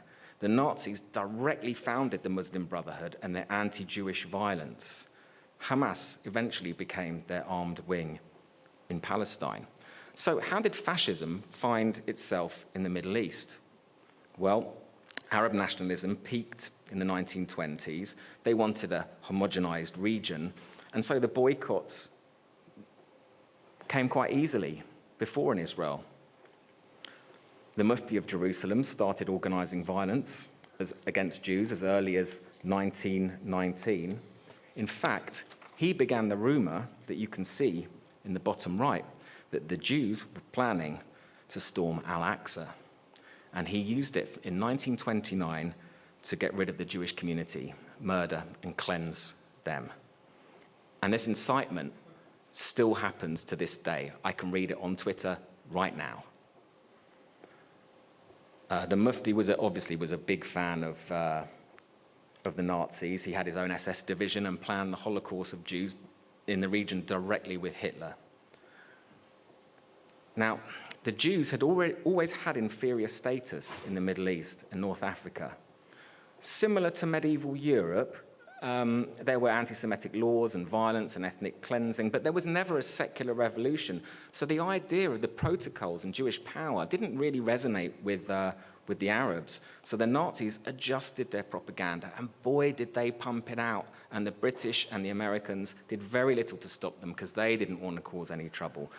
So what they did is they linked Judaism as a threat to Islam with a radical rereading of the Quran. And they used the books such as Islam and Jewry in 1937. But the key here is their radio broadcasts. They had a department of 255 people pumping out this message that Jews were a threat to Islam because illiteracy rates were quite high and there was this new technology. It was being pumped out in cafes and homes. And as well as that, they dropped and distributed millions of leaflets in the region, 700,000 at a time in some cases, with messages such as kill the Jews before they kill you, to smooth the way for the Holocaust in the Middle East and North Africa, which they were planning. The Nazis framed themselves as anti-imperialists, as did the Soviets after them. The Americans and the British saw Jews and the idea of a Jewish state as also anti-imperialist. So it's an interesting balance going there. But the success of Nazi propaganda in the Middle East was considerable. It created a more radicalized version of anti-Zionism and anti-Semitism, realized in the slogan, Allah with us in heaven, Hitler with us on earth. Some historians have argued that the legacy of Nazism was the War of Independence, where the Muslim Brotherhood organized a significant pressure campaign, and also the Nazis that Syria hired for their techniques of interrogation. Anti-Zionism. So here we are, up to something more like today. Post-Holocaust, there was a shift from previous forms of anti-Semitism. It became socially unacceptable to attack Jews as individuals and racially. And like the times before, like with the secular revolution, there was a reaction to Jewish emancipation, this time national liberation. Now, as you heard, the far right were the ones that really were anti-Zionist. In fact, the far left were very pro-Zionist at the time. But then, what changed? After 1967, the Soviets turned their back on the Jewish state, realizing it wasn't going to become a communist outpost as they had hoped. And they turned their face to the Arab world. They intensified their anti-Semitic campaigns and labeled the Jewish state imperialist, Nazi, illegitimate. And they're reusing those same ideas on Ukraine. This formed the thinking of the contemporary left, which the Soviet Union did, which is to split the world into imperialist and anti-imperialist, with Britain, Israel, and the USA imperialist, and places like Russia and Iran as anti-imperialist. And because Zionism is imperialist, opposing it can be seen as progressive. And that is how you end up being progressive and actually being against human rights. So now what we see is a Jewish face is projected onto the new evils. It was a religious evil, Jews were the devil, but now there's a new devil. It's racism, it's apartheid, and that, surprise, surprise, has a Jewish face. Of course, anti-Zionism, I would argue, is not a legitimate political aim because emancipation is not temporary. Well, just to go back, all these screenshots are from the far right. The leftist adopting of anti-Zionism from the far right has now been re-adopted by the far right again. When neo-Nazi Andrew Anglin came back on Twitter, his first tweet was a screenshot of the word Zionists. There's a Polish Kill the Jews rally, there's an Italian fascist march, there's British fascists as well, and there's American fascists, Nazis who were inspired by Kanye West. It's all there. Again, inspiring each other, going round in circles, building. The secular revolution led to the Jewish question, where intellectuals framed their ideological opposition to Jewish emancipation as legitimate debate. What do we do about Jews? Well, it's a way of seeing the world, like we saw at the very beginning with Paul, de-Judaize the world. It can be about climate change. It can be about gay rights, greenwashing, pinkwashing. It can be about world peace, or Israel being demonic, or academia, the way that you see academia, how you see the whole world. The Jewish question is the ideology that sees Jews as harming humanity. Anti-Zionist ideology is the Jewish state question, how the Jewish state harms humanity. It's always a liberation movement. Every single anti-Semitic movement has been about freeing the world, helping humanity. This time, they tell us, this time it's really deserved. Those other times, no, they were wrong, and we've nothing to do with them. Anti-Zionist ideology turns people into an idea and dehumanizes them. You can see the top left screenshot. It's a very Nazi-esque, I would say, uses semi-medical terminology to talk about Zionists. Like anti-Semitism has nothing to do with the love of Jesus or innocent murdered children, anti-Zionism doesn't have much to do with freedom for Palestinians. I'm going to skip past this one. Despite siding with the Nazis until 1942 and funding them to bomb places like London, the Soviets not only erased Jews as the victims of the Nazis, but also turned them into the perpetrators. And this is a really common thing that's happening right now. Deep down, it borrows from the medieval anti-Semitism. In a society where the church is no longer ruling, you don't have a devil. That devil is replaced by Nazis and by Hitler, the secular Satan, and it weaponizes it. It weaponizes the ultimate Jewish trauma against us. It's a socially acceptable form of Holocaust denial. Post-Holocaust, the restraints are lifted, and the comfort of moral superiority is reinstated. And what it does is it cleans the way, clears the path for more anti-Semitism and potentially more genocide. The top two are classic Soviet propaganda. The bottom left screenshot is from the Labour Party. The one next to that is from an anti-Israel march. Then you've got Kanye West, and then you've got the Libertarian Party. So it's right across the spectrum. Jews are compared to Nazis and are collaborating with Nazis. We need to talk about racial demonization. I'm going to give you the answer to this because actually you're never going to guess which country this comes from. It comes from Ireland. It's the Palestinian and Irish Solidarity campaign. On the very left, you can see the image called the Happy Merchant, which single-handedly revived for the internet age, the disgusting caricature about Jews as being morally obscene, but also physically ugly as well. And in the middle, you can see the sort of earliest version that we know of from Britain. And you can see it from conspiracy theories. The far left is, in the middle is Nazis. Next to that is contemporary Russia. And then truthers against Zionist lobbies. It's all there. So it's pretty commonplace, I would say. And the internet age has really revived it.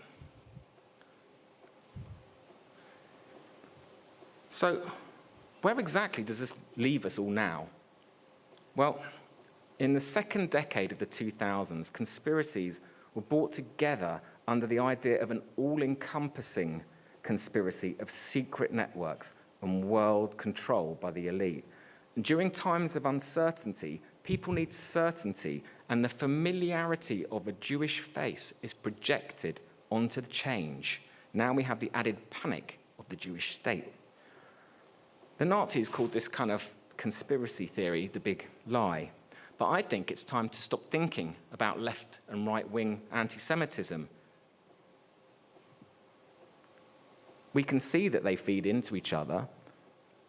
The progressive guru, Russell Brand, agrees with Fox News. Nazis and socialists hanging out together, the KKK inspiring the Labour Party and gay rights marches, a socialist group posting pro-Russian propaganda by someone who was married to Nazi Richard Spencer and helped Putin translate his propaganda sites. Studies show that alternative thinkers or people with a distrust of authority are susceptible to conspiracy theories.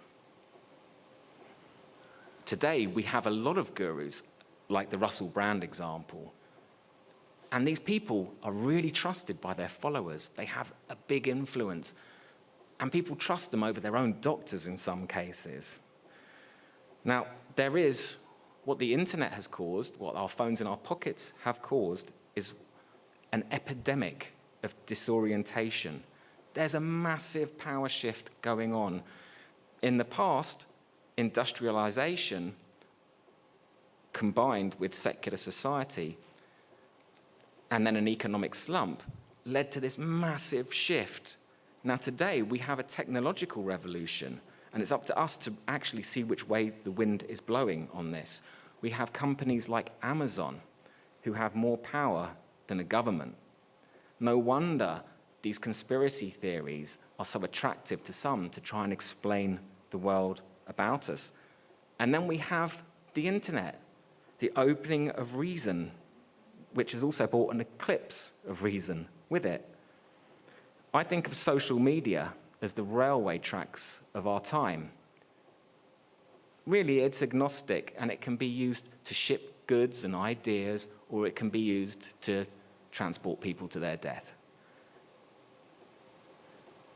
Anti-Semitism is really a part of contempt for what exists, combined with a utopia for a new world.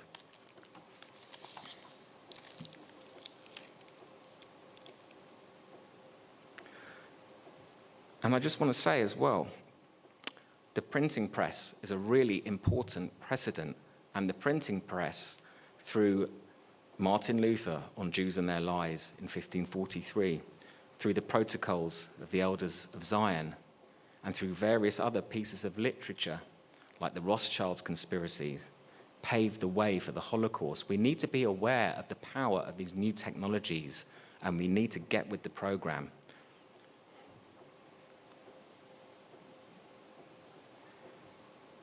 Anti-Semitism is an ideology. It's an attack on liberties, on rights, on diversity, on everything that we've gained, everything that was progressed in society. It's against that. It isn't just a discriminatory thing. I say just, discrimination in itself is awful, obviously, but it's a deeper ideological thing. So I'd like to end with a quote by Winston Churchill. Love him or hate him, it's a great quote.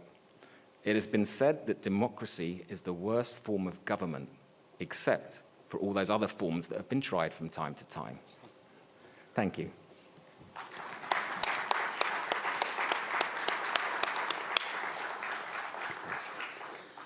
Alex, that was brilliant.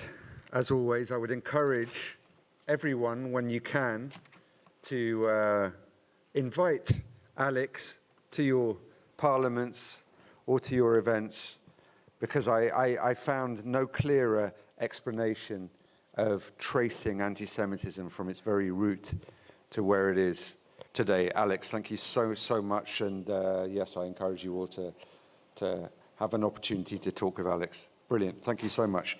Okay, we're going to move swiftly on. I'm going to ask to join me on the stage Mrs. Priska Tivno and Mr. Christian Wakeford, MP from the United Kingdom, and Priska is the spokeswoman of a Renaissance party in France. We're going to have a seat right down here. Thank you very much for joining us. Make sure the microphones are on. Oh, sorry about that. I beg your pardon. Please, wherever you like. It's all good. So we heard there from Alex outlining the sort of fake news about Jews. I'm just super interested, and I'm going to start with you, Priska, as a spokesperson for a national political party and as a member of parliament. What kind of effect social media and this kind of fake news is having on political discourse generally, and some of the challenges that you face in your job in having to push back against things which are patently false? Are you able to give us a flavor of some of those challenges? Yeah, thank you. Thank you very much. I don't know if it works. Yeah. Actually, first of all, want to thank you, EGA, all team, for this event, this organization, and all the 2 days. I am actually a spokesperson and MP in France. I will try to make it in English, so forgive me if I make some mistake. I think translator is going to translate without my mistakes. So yes, with the fake news, political debates have clearly changed, and not for the better. When I'm live on TV show, I'm not arguing with my opponent on what we should do on typical issue, on specific items. We are arguing about what is true and what is not. So we are no more taking into account what people need. And I will give you one example. A few months ago, I was live on a TV show, and I was with an opponent, a political opponent, talking about how we should avoid racism, attack, anti-Semitism during riots in France. And then I took as example the riot in Sarcelles. It's near Paris. It's in the northern suburb in Paris. And there I explained that there was a lot of anti-Semitism acts, words, attacks against Jewish community. I was just taking that into example. My opponent just asked me, "Are you sure it's real?" I was like, okay, what's the point? What's the deal? There is an hidden camera. I don't understand the fact. And instead of talking about how we have to avoid attack words against Jewish people, I was obliged to stop the debate and remember the fact. Because actually we have to fight something very disturbing actually now, that truth is no longer based on scientific item, scientific search, but truth is now based on how an information goes viral.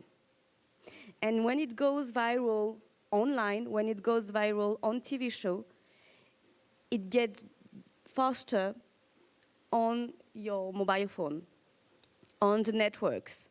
So you have to fight against false items instead of talking about what people need. And that's a big deal for politicians, because what we are saying can have to be already proven. Thank you. Christian, you're second term MP, or is it your first? Okay.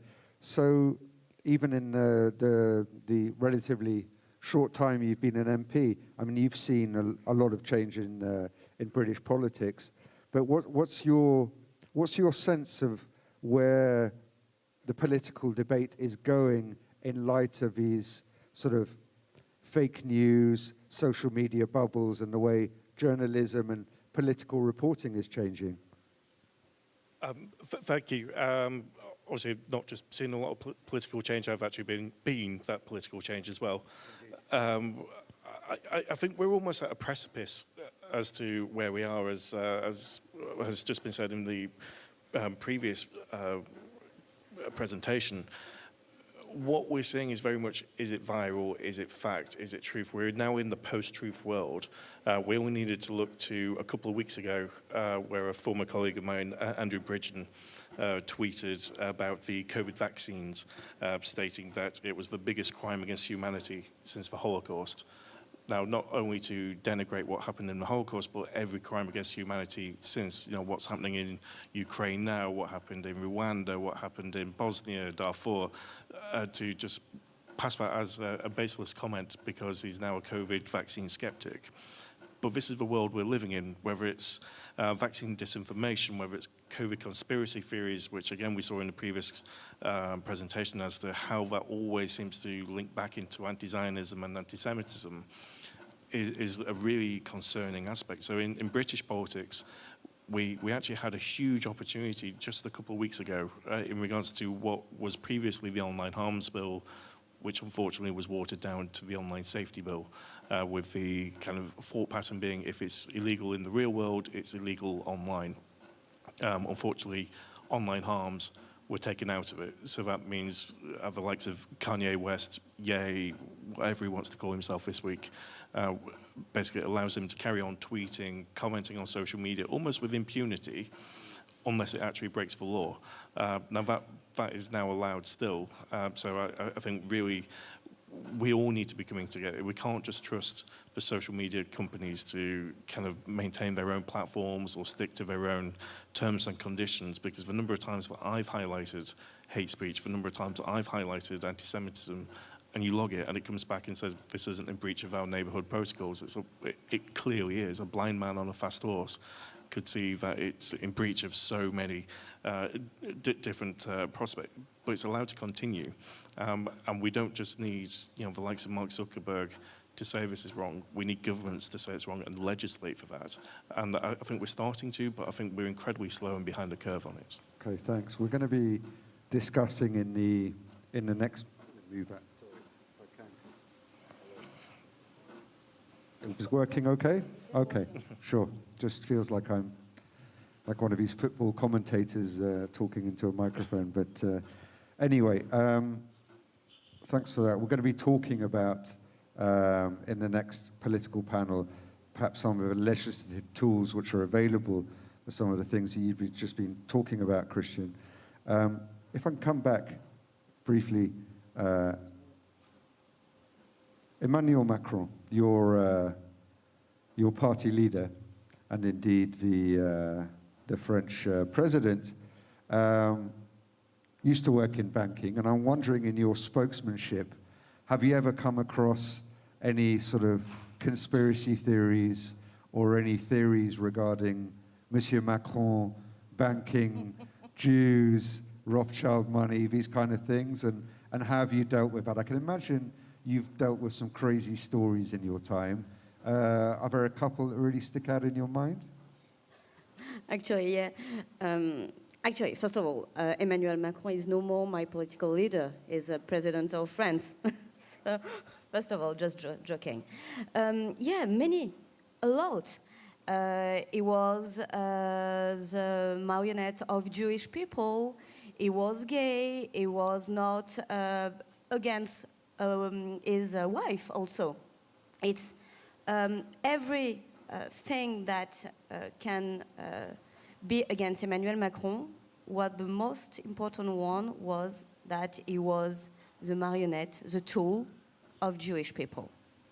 And it is still the thing, because he is a former banker, he is rich, everything around that atmosphere that, I'm sorry, I don't remember the name of the man before me. Alex Hearn. Alex, yeah, told us. So we can see that fake news are with the same tools and always the same items. So the fact is that first of all, we choose to avoid them, to laugh at them, to say, oh no, it's a joke, oh no, we are not going to argue, we're not going to debate on that. It's just so bullshit. We don't have to waste time on that. And that was not the good thing to do. Okay. We have to fight against every false item. We have to fight and to support and to report every false items. Because if we don't stop them, they're going to spread, and they spread very, very quickly. Yeah. I'd imagine as well, I'm going to come back to you now, Christian, but I'd imagine, in a sense, that marionette of the Jewish people was a kind of all-encompassing, as Alex was talking about earlier on, an all-encompassing theory, because it would have appealed to the sort of anti-Zionists maybe on the left who felt that maybe Macron was too supportive of Israel, and it would have also appealed to the far right in that Rothschild money, Jewish conspiracies. So following on from that, Christian, if I may, how do we get people to use their critical faculties in a better way? And to, that's a huge question, I know, I do apologize, that's perhaps a bit too broad. How do we wean people off is maybe a better question, this notion of social media? There is a movement, funnily enough, I was listening to the BBC podcast the other day, you know, the one with Fleming, yes, and Newscast. And he was saying, he's a sort of mobile phone addict linked to Twitter and everything, and his life has changed by moving away from it. How do you think you, at positions of responsibility, can encourage people to wean themselves away from these social media, or is it even your job as a politician to do that? I'm probably not the best person to ask on that one now, considering my addiction to social media. But it goes back to what we were saying before. You know, I happen to have a degree in chemistry and specialize in drug design and synthesis, and the only time I've used that is talking to anti-vaxxers. Obviously, I'm slightly more qualified than watching a 30-minute YouTube video. But what we've seen is the importance of social media growing day by day, because it's where most people now go for their news. They don't go to the BBC, they don't go to the broadsheets, they don't go to the tabloids.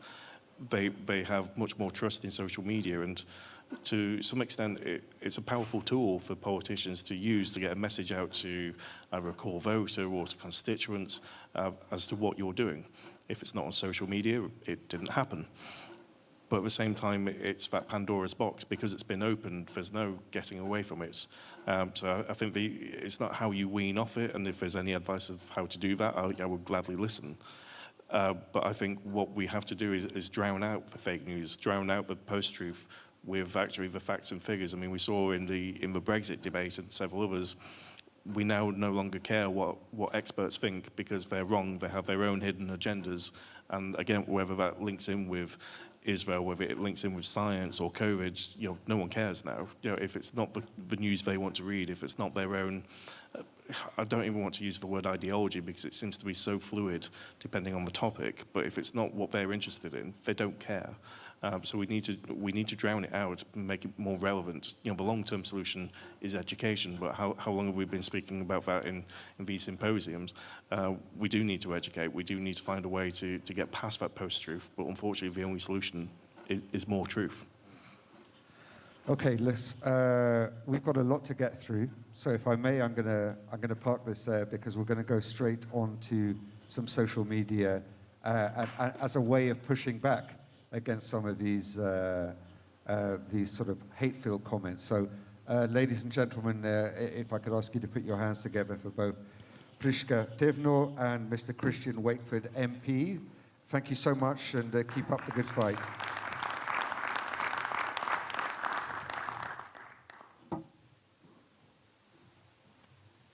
Now, before I get our next guest up to talk about social media as a potential positive force for change, I'm going to ask our media team, our technical team down there, to run a short TikTok clip before I introduce our next guest.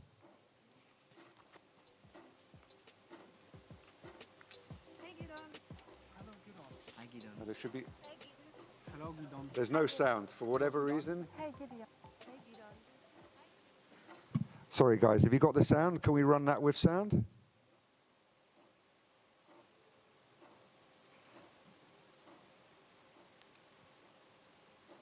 Okay, give it a second.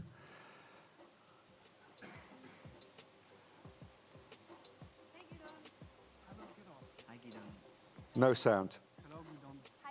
Is it related to the screen at all if we change screens? I'm going to give us a minute and we'll try and come back to it afterwards. Okay. I don't think it's going to happen. Can somebody give me a thumbs up or a thumbs down and then I can move on? Thumbs down. Okay. Thank you. So in which case, while we try and figure that out, it's really not our day on the technical side today, I would like to invite up a very, very positive individual, Mrs. Julie Gray, who's a writer, editor, and content creator on TikTok and other platforms, to have a discussion about pushing back against some of these negative messages. Please.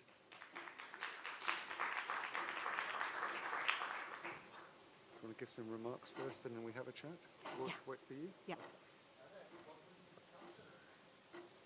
Sorry,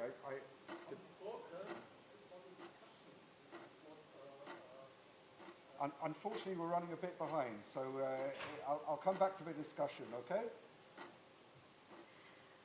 Hello, everybody, and thank you so much for including Gidon and I both today. Whoops. I am from Planet TikTok, and I come with mixed news. But first, let me back up. So here's what happened. I met Gidon Lev, and my life has never been the same. I wrote a book about Gidon's life called The True Adventures of Gidon Lev about 2 years ago. Co-wrote it with Gidon. And about a year ago, we decided we would go on TikTok and maybe we'd sell more copies of the book. Well, here's what happened. Now, at The True Adventures on TikTok and Instagram, has 414,000 followers. Thank you. 62% of Gidon's followers are under the age of 34. 67% of them are female. In the past 60 days on Gidon's TikTok account, there have been 2 million views, 18,000 comments, 200,000 likes, and 4,000 shares. Those are really big numbers. Gidon is making a difference on the biggest social media platform in the world. This has resulted in a lot of anti-Semitism and negative things that we will talk about, but it also resulted in this comment. Of the thousands of comments we get, somebody said, "Thank you, I did not know about Kristallnacht.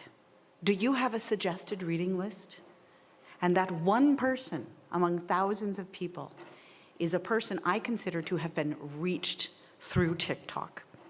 Just yesterday, we got another comment saying, "Thank you, I teach the 7th grade at my synagogue and we study your TikToks and have great discussions."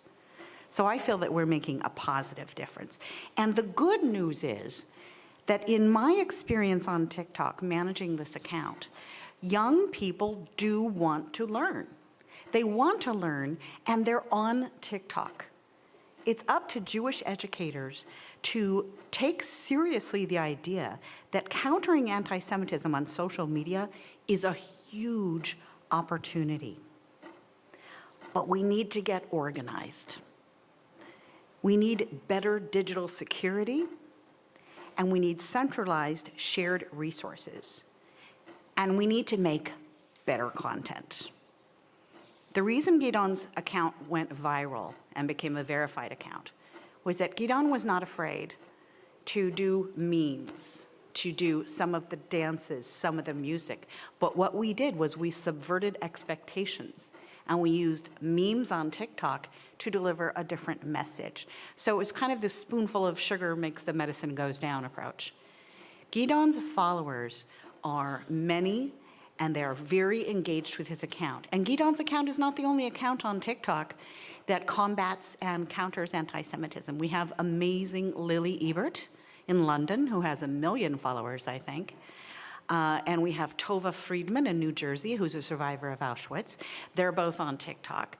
So slowly, people and institutions that teach about the Holocaust are onboarding onto TikTok and Instagram and using these platforms to talk about Jewish identity in positive ways and about Holocaust education. Just a few days ago, Gidon and I made a collaboration with 9 concentration camp memorials in which Gidon would interview the young people at the memorials and say, in 60 seconds, tell us the top facts about your memorial or concentration camp. The participants have included Flossenburg, Mauthausen, Neuengamme, Treblinka, Terezin, of course, was the one we did on our first day, the Wannsee Conference Memorial, the Arolsen Archives, Dachau. We're all willing to collaborate with Gidon and I to use, to leverage his influence and his following to teach about their particular memorial in 60 seconds. Now, part of the challenge of onboarding Jewish institutions, museums, and memorials to TikTok, something that seems very silly, is that how could you possibly teach about what happened at Flossenburg in 60 seconds? The answer is you can't. It's an amuse-bouche. It's an invitation to learn more. People don't realize the number of concentration camps that existed. The ignorance about the Holocaust is astounding. But what Gidon and I try to do on our TikTok account is be an invitation for people to learn more in little tidbits, and then see the link in our bio. Here's a suggested reading list. Here's another creator you can follow. So we have been very successful in sort of being the Johnny Appleseed, if that, I don't know if that works in Europe, but being like the Johnny Appleseed on TikTok of making Holocaust education more accessible and in bite-sized pieces that young people will follow. Gidon's following are devoted to him. Now, that's because he's a really special person, obviously. But we have turned this app on its head. We're doing something that is not just dancing and memes, although we've done that too. Gidon's done some very funny TikToks. And I hope you all follow at The True Adventures on TikTok and on Instagram. I know we're going to have a discussion. Julie, 1 second, if Yeah. I may. If I can just stop you there for 1 second, we can actually play a bit of a TikTok and then we'll come back. Oh, that'd be it's only a short great. video, just to put it all into context. That's Wonderful, okay? wonderful. Okay, let's hopefully this will run the tape. Hey, Gidon. Hello, Gidon. Hi, Gidon. Hey, Gidon. Hello, Gidon. Hi, Gidon. Hello, Gidon. Oh, boy. Hoi, geweld. Hoi, geweld. Okay. Julie, you were saying, sorry.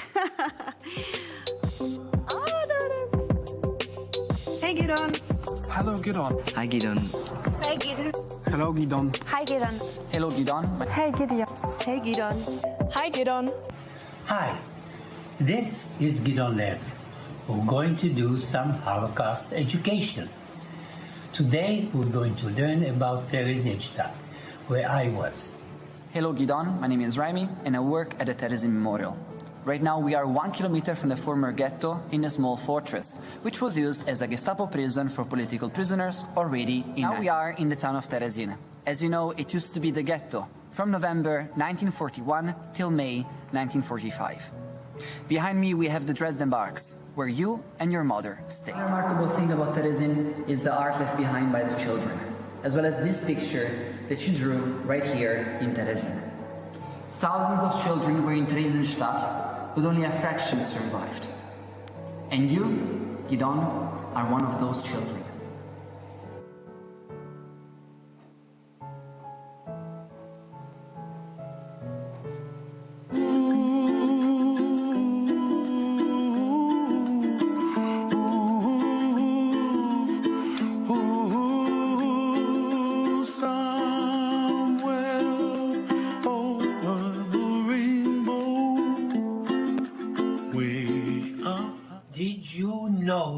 about the Neuengamme concentration camp. Hi Gideon, I'm Marie from the memorial of the concentration camp of Neuengamme, and I'm standing here in front of the main entrance of the memorial, which was also once the main entrance to the concentration camp. This was the original main gate through which thousands of prisoners had to walk through. In August 1939, Jews were forbidden from entering most restaurants, and Jewish sections had to be set up in those that remained open. Jews were also excluded from all public swimming pools in Prague. In May 1940, Jews were denied entry to all Prague. Meine liebe deutsche Freunde, ich weiß, dass der Hassel und Antisemitismus wieder schlimm ist in Deutschland.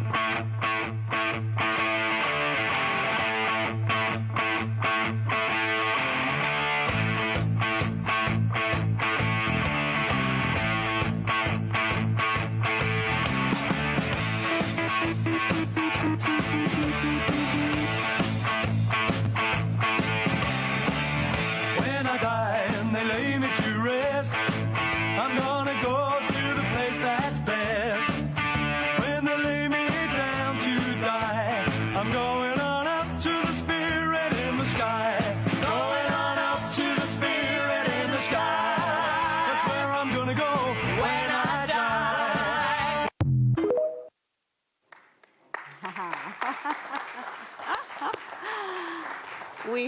We have a lot of fun with it, and I think you can see that the impact that not just Gidon's account is making, but those of many others, is having in the space online on TikTok and Instagram. And I wanted, before we start a discussion, I want to say, because we do have members of parliament here from all over Europe, that my message to you and to any Jewish educators here is that Jewish educators and institutions need to embrace the language of social media. This is very important. You notice there's layer upon layer in TikTok of text and music and visuals. There's a particular language of social media, and we need to embrace it. Old materials must be updated, and new content must be creative. For this, we need creative collaboration, support, and funding. Countries need to take the rise of anti-Semitism and other hate seriously and invest in not just digital security, but countering this hate with well-funded hubs of learning of how to make great pro-Jewish content. Thank you. Julia, come and join me for a couple of short questions. First of all, it's wonderful in an event like this when we're dealing with heavy topics to see some positivity. So I guess I got two very, very short questions. The first question is, I was always raised, and I'm not going to ask your age, but you seem to be of a similar age to me, and I'm 20 indeed, and I always say to my colleagues, I'm an analog man in the digital world. So how did you get started in TikTok, which primarily is a very, very young person's game? What was your journey towards this particular medium, and how did you find the reception from young people to it? Young people, can you hear me? Yeah, you might need to try that one. Sorry. Young people love Gidon because he's so cute. So I knew right away that I had this face who has a serious story.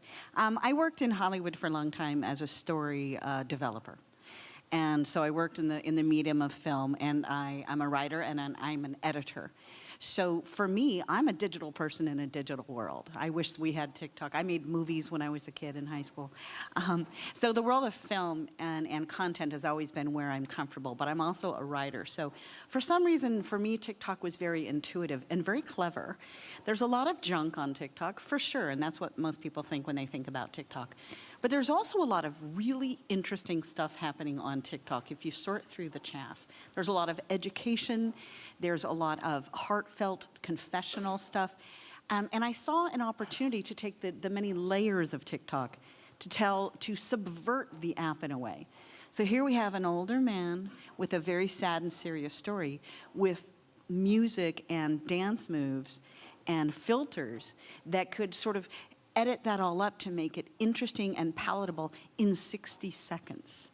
So it was just sort of the culmination of my prior experience and my knowing how important it is. Because if you look at a lot of Holocaust education content, whether it's on TikTok, where it can be found, or YouTube or whatever, we have millions of metric, kilometers of old footage and black and white footage and pictures and things like that. And I see a lot of Jewish institutions putting content on social media that looks like a documentary I saw when I was a kid. Right. It's black and white, it's dull, it's sad. And because TikTok is this very quick decision, you just flip through. So a person in a fraction of a second will take one look at that old black and white picture and say, I'm bored, I don't want to see it. So it's about catching that person in the first 2 or 3 seconds that they see it. And you won't get it right every time. We have a lot of videos that have gone nowhere, but his account by and large is a viral one. We've had, millions of views. Gidon has had more views on his TikTok in the past 60 days than the U.S. Holocaust Memorial Museum had in 4 years. Wow. Now, it's not the same. Visiting a museum is not the same as looking at a TikTok. I'll be the first to admit that. But that's impact. And that's an opportunity and a huge possibility. Do you think, Julie, there's an element, and I was talking about this with a colleague the other day, that for a lot of this generation, obviously Gidon is something, okay, virtual, but I mean a physical presence to hang on to. You were talking about black and white photos and all the rest of it. Is there a challenge in communicating the Holocaust through that kind of footage going forwards? I'm asking the question because I'd imagine to a lot of young people, what happened in 1939 up until 1945, they probably put it in the same bracket in their heads as the Battle of Agincourt or the Battle of Trafalgar. Which they don't know. Right, which is ancient history. That's right. So as we're going forwards, Julie, that's going to be a challenge for us, surely. This is the key. You saw the hashtag I used there, history matters. History matters. And you notice that the young volunteers in that TikTok at the various camps that participated in our first go-round of collaborations are young people. So people on TikTok can see young people caring about a particular event in history. So I think it's really important to connect Holocaust education to what is relevant today. Why does it matter? I think young people have been told for a long time, it matters, it's so important, you must know this. But they're not connecting it to anything in their lives today, and I think that is the trick for us today. Young people today are watching Greta Thunberg and rooting for her. They're worried about climate change. They're going through their TikToks. They're living in a really pressurized existence right now. They have a lot more worries than I did when I was that age. So it's about how to navigate that, get through to them in a way that is inviting to learn more and helping them to connect the dots. Because what starts with the Jews never ends with the Jews. And that's the bottom line message. Julie, thank you so much. I'm going to let you go back to your seat. It's inspiring work. And it was a wonderful moment to spend with you. Thank you so much, Julie. And we're going to go straight to our next panel. Unfortunately, back to the darker side of social media. So I'd like to invite up to join me on my first panel, Monsieur Jean Terlier, the Secretary of the Assemblée Nationale in France, Mr. Cohen Metsu from the Federal Parliament in Belgium, Mr. Alexandre Posso from Portugal, a Member of Parliament from Portugal, and Mrs. Valentina Grippo from Italy. Thank you so much for joining me. I'm sorry to put my back to everyone. Briefly, I'll just make sure our guests are seated. Buongiorno. Thank you. I guess I'll sit in the middle if that's okay. I think everyone should have a microphone. Hopefully it's all that's working. Okay. Thank you so much. So it's interesting that Julie mentioned Greta Thunberg. I don't know how many of you are familiar. I know Zygmunt is going to know this, and perhaps Frank Müller-Rosentritt, who I believe is at the back of a room somewhere, and some of our German colleagues who are with us. As I understand it, there was a big scandal in Germany with Greta Thunberg that she was arrested at a recent climate march, and that there was a theory going around that her arrest had been entirely staged. So I guess my question is this, and I'm going to start, if I may, with Monsieur Terlier. How can we, or you rather, I'm not an elected politician, what are the challenges that you have as legislators dealing with this horrific cauldron of hate, and why is it so difficult to legislate and put legislation in place protecting against some of the fake news that we're seeing? What are some of the challenges that you're having in the Assemblée nationale in dealing with this issue? First of all, I would like to apologize because I'm going to speak in French. So, but does anyone need tout le monde comprend français? You're going to need help. Alors, I hope you don't mind. We'll borrow. There we go, Mr. Then I will speak in Portuguese. Unfortunately, we don't have Portuguese translation. No, I'm joking. I apologize, but it's somewhat ironic that the Englishman can understand French. There we go. merci, vraiment encore désolé. Mon anglais n'est pas suffisamment bon pour que je vous inflige d'avoir à répondre en anglais. Plus simplement, effectivement, que le législateur, il est toujours avec l'obligation de faire un certain nombre de constats avant de légiférer. Et je crois que le président Emmanuel Macron, dans son discours de commémoration au Veldiv, il est déjà élu président depuis un mois, il fait un constat. Ce constat, il est le suivant, c'est que il veut renforcer la législation pour contraindre les géants du numérique à pouvoir retirer le plus rapidement possible les contenus haineux, les contenus antisémites qui sont en ligne. Et on fait le constat, au fond, que ces plateformes ne font pas globalement leur travail. C'est-à-dire qu'on a, pour prendre un exemple, en 2017, dans le monde entier, seulement 2 millions de retraits faits par la plateforme Facebook, dans le monde entier. Et on voit une situation, alors qu'on constate que ces propos, que ces contenus antisémites, que ces contenus haineux prolifèrent sur la toile, on a de moins en moins de retraits qui sont faits par ces géants numériques à travers leur plateforme. Donc de ce constat-là, on est obligé de légiférer. L'autre constat que l'on fait, c'est de dire, au fond, quand on constate, quand on voit qu'il y a ce type de propos en ligne qui sont tenus, qui sont répréhensibles par la loi, eh bien, il y a assez peu, au fond, de dépôts de plaintes qui sont faits. C'est-à-dire que les parties victimes déposent assez peu plaintes, et quand elles le font, leur affaire, soit peine parce qu'on n'arrive pas à rapporter la preuve technique de qui est derrière le contenu haineux ou le contenu antisémite, et également aussi le fait que ces décisions interviennent un an et demi après la commission de l'infraction. Donc un dispositif légal qui n'est pas satisfaisant à travers ces trois constats.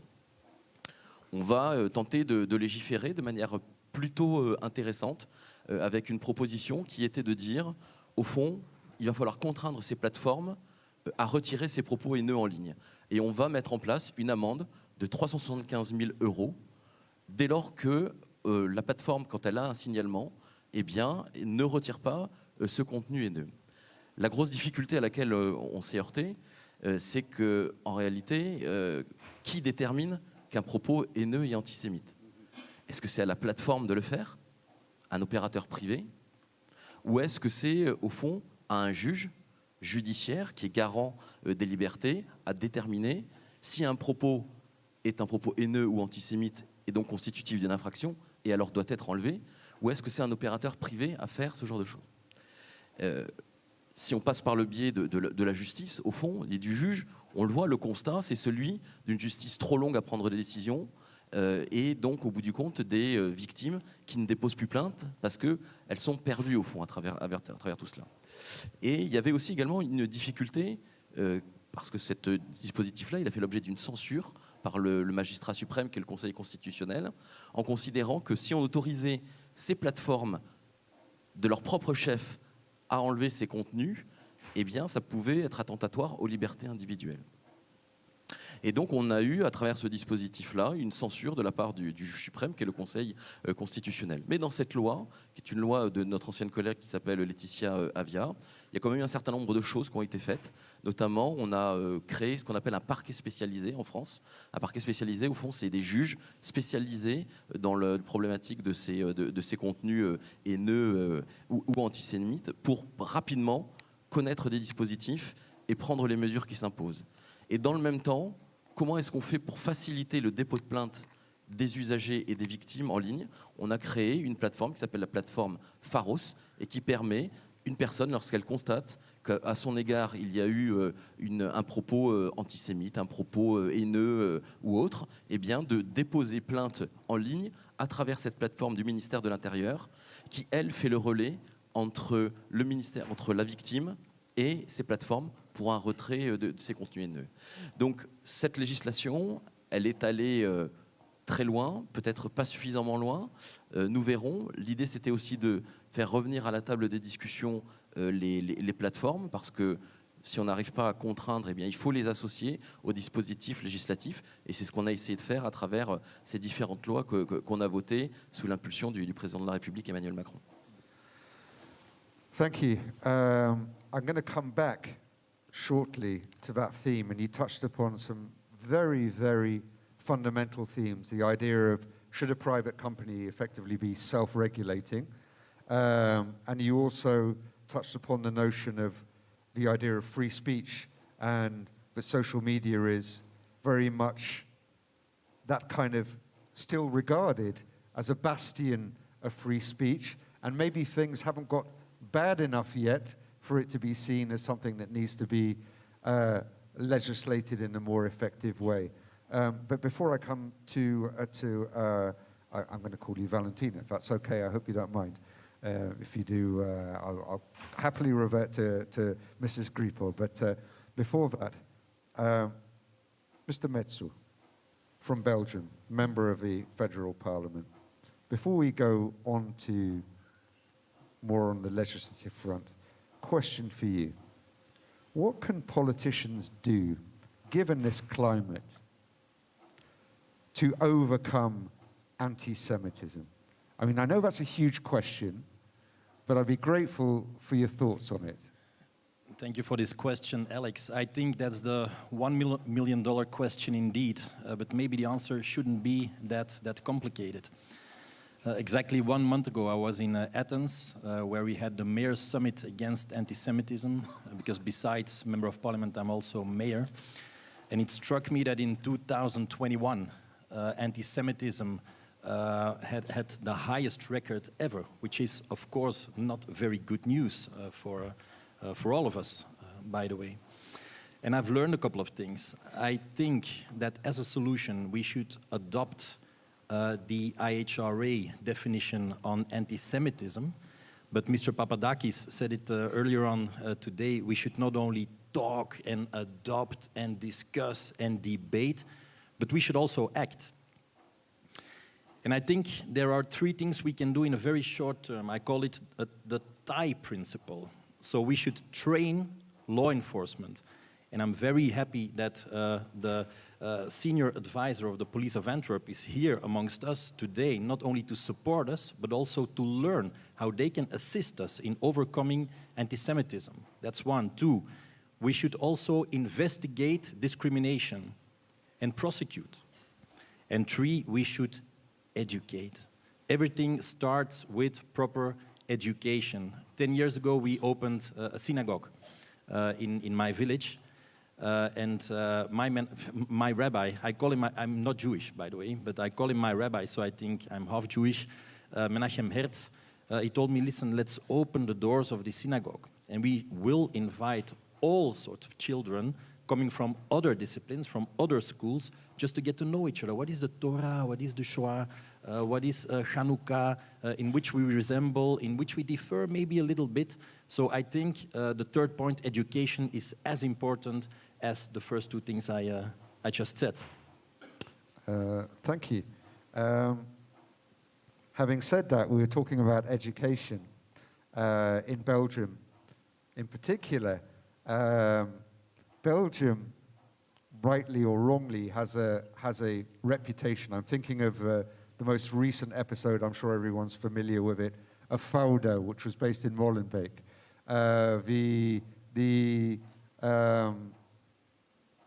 The Paris terror attacks were you know, there was quite heavy Belgian involvement. I completely agree with education being the key. Is there a lot more work to be done at a minority level? I mean, it's one thing to bring in people in your village, but I get the feeling that in the cities, whether it's Antwerp or whether it's Brussels or Liège or wherever, there is not only an almost willful ignorance about Jews. And how do you think we can overcome that? You're completely right. It was actually the second point I made. The second thing we should do is investigate the discrimination.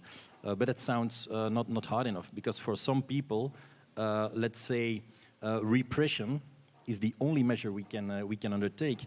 I was chairman of the committee fight against terrorism, but because not only in Paris we suffered the attacks, and again my condolences, but also in Brussels and Molenbeek with our terrorist attacks, 30 innocent persons died, more than 300 persons got injured, 1,500 victims, and 6 years after the facts, now the biggest process in history in Belgium started, and it started on a disgraceful level. So imagine that all the victims are sitting in one hall, the NATO building, the former NATO building, by the way, and that those terrorists are behind glass, and that their lawyers, they say, listen, stop, this glass has to be removed because they are not animals.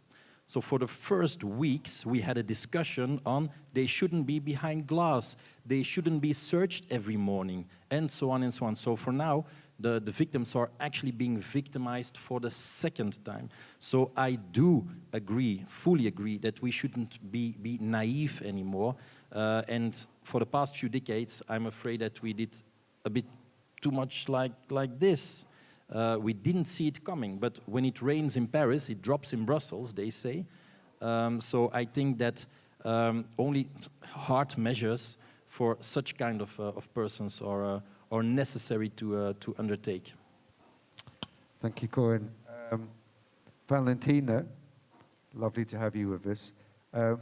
Your thoughts, be interested to get your thoughts on this broad topic, but also this idea of legislating against effectively an organ of free speech and the challenges that come with that. So your thoughts as an Italian MP with a recent change of government and all of the challenges that have come with that, and of course, if it's possible in the short time that we have, to also touch upon the Italian political scene and the Italian sort of legislation in place or planned legislation for dealing with social media and particular hate speech. Okay, thank you for your questions.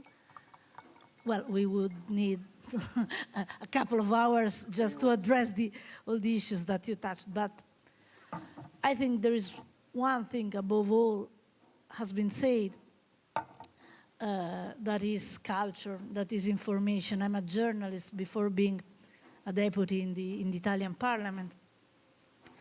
And I was very hit by the Guidon and Julie TikTok project. I'm not a TikTok follower, but I have 3 children. And I know that we have to work on new languages. And as legislators, we have to know that the languages have to be new.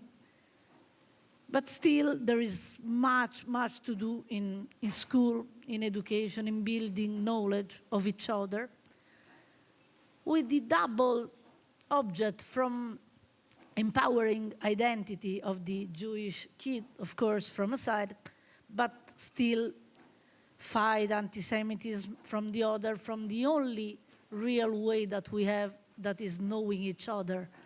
It is true in more complex situations, but it's also true even in countries where maybe anti-Semitism is not so aggressive like other places, but still there is, and still is growing, and still has not to be underestimated. I have a personal experience that I want to share with you. When I was a local administrator, I used to be a school delegate in the city of Rome before being in the parliament. And such as that role, I had implemented the kosher meals served into the public schools, because we didn't have it in public school. We only had it in private schools or in Jewish school. And this was a very small project that we did together with the Jewish families of Rome, the Jewish community, but with all the other communities, because we understood that that was a very important signal, not only for whom would benefit directly of the service because they would eat the kosher meal, but for all the school community that would understand the differences between culture, between meals, between habits.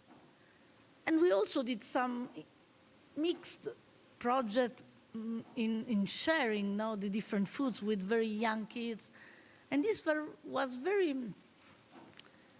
a very touching and exciting experience, because it showed that also in cases that were very, it would seem not important to explain to all the community what was happening in those families that would had different religious habits and different. I have seen really a change of perception in that community. And in that occasion, I understood that we have to work together, not only with whom is sensible to this field, but only to whom is not sensible to the field, but can help to understand how to address this kind of knowledge and information. We did something also. We have, in the Italian schools, we have a week that is called Week of Memories, which is in this week, of course, in all the Italian schools. And it's very interesting that it's a week that it's very appreciated from all the the school community of all levels, and not only from the Jewish community. And this, I think, is the real key, is the exchanging the information, exchanging the education horizontally with all the community. Because it's not, I'm not Jewish, I've grown in a very strict Jewish community because I have a lot of friends there, and also before being a legislator, being a politician, I would be part of a lot of Jewish tradition. However, I've seen my kids and the friends of my kids changing their ideas just by living together. So this, I think, is the key. In Italy, I say it again, it's easier than somewhere else. But we have to not, I've said it in the Italian parliament, not underestimate the risk of anti-Semitism, also where it seems is no more a real problem, because it is not, because it's underneath and it works, and also we have to work with the adults starting from the children. I think that the information can grow in the families if it starts from the children. So I'm vice president of the Culture and Education Commission in the Italian Parliament. We will propose laws that embrace this point of view to a legislative point of view, but still I believe that we have to go to the low level of local administration in order to be sure that every act in the education in the schools has this point of view and imprinting. Of course, using the new languages and new technology, new platform in order to reach young kids and the youngs that still don't talk our old languages. Okay, and is there just a quick follow-up? Is there just what you were saying about this idea of sharing cultures and sharing dialogue? Is that more challenging in the current environment in Italy, where migrants, the very people that in theory can bring more cultural dialogue to Italy, are a hot political topic right now? So that's going to be a challenge, right, going forward, or? Yes, yes. Of course, I am here representing not a part, but my country as a whole. So I want to believe that these issues are not of a part, because it would be very sad if in 2023 the freedom of religion and the respect of one another would be part of just a political part of a point of view. I always try, when I do this project, to have the unanimous position of all my colleagues, because I really believe that this is a common sharing that we have to do. Of course, it's a delicate period in Italy. We have to be aware that not everyone has my same point of view, so we have to be aware. But still, I think that the politicians just reflect the citizens. So if we start from the people, we will be sure that no risk. Amen to that. Alexander, you've waited patiently, and thank you for that. I will say that France has one of the largest Jewish communities in Europe. Belgium has Antwerp, has a growing community in Brussels as well, which is famous the world over. Italy's Jewish water and its carciofi are world-renowned.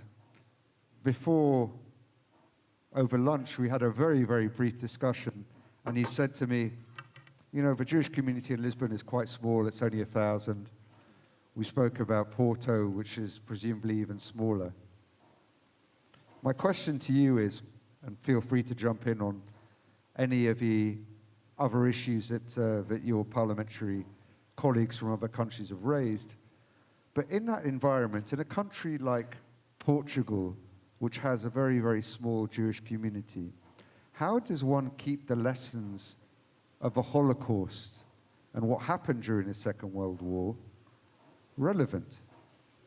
Well, first of all, let me start just to thank to EGA, to the invitation to the Portuguese Parliament. Well, I would like to stress 3-4 points regarding all these issues. Two are positives and two are more negative. Well, a positive point is that when we look at the last decades, we only had one sad sad moment in Portugal. That was in 2007 when the cemetery of the Lisbon synagogue was attacked. And we can see that the anti-Semitism, and I was discussing that with also the two colleagues of mine, also members of the Portuguese Parliament, and we are all from different parties, so we can have our daily discussions, but we were agreeing that we cannot see a daily anti-Semitic attitude such as present in Portugal as might be in France or Belgium. But, for example, another negative issue was that perhaps you are all aware, in the last years Portugal has had a nationality law that allowed thousands of Israelis to apply, and also other foreigners to apply for the Portuguese passport, that raised some concerns and also some issues regarding the transparency of the process.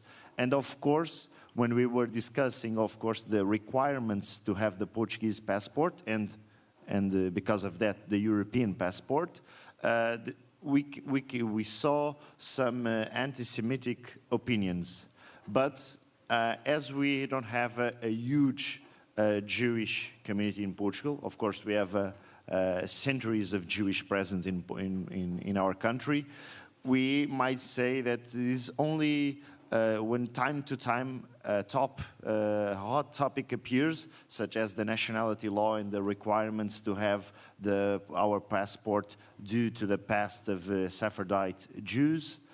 And also, for example, when we are discussing in parliaments some votes regarding the state of Israel and the relationship with Palestine. This might be the 2-3 main problematic issues that we see, and we can face the typical arguments that we saw on the first presentations. Some of the prejudices about Jews appear time to time when we are discussing these hot topics. But I would also want to emphasize that, for example, with the current Israeli ambassador in Portugal, Mr. Dos Shapira, he's been doing a quite active job inviting young leaders, going to schools, going to universities, organizing events, public events. For example, in this December, the Embassy of Israel in Lisbon organized with the Lisbon City Hall public Hanukkah commemoration. For example, this week we will have a vote in Parliament, a remembrance vote put up by the President of the Parliament to stress the 27th of January.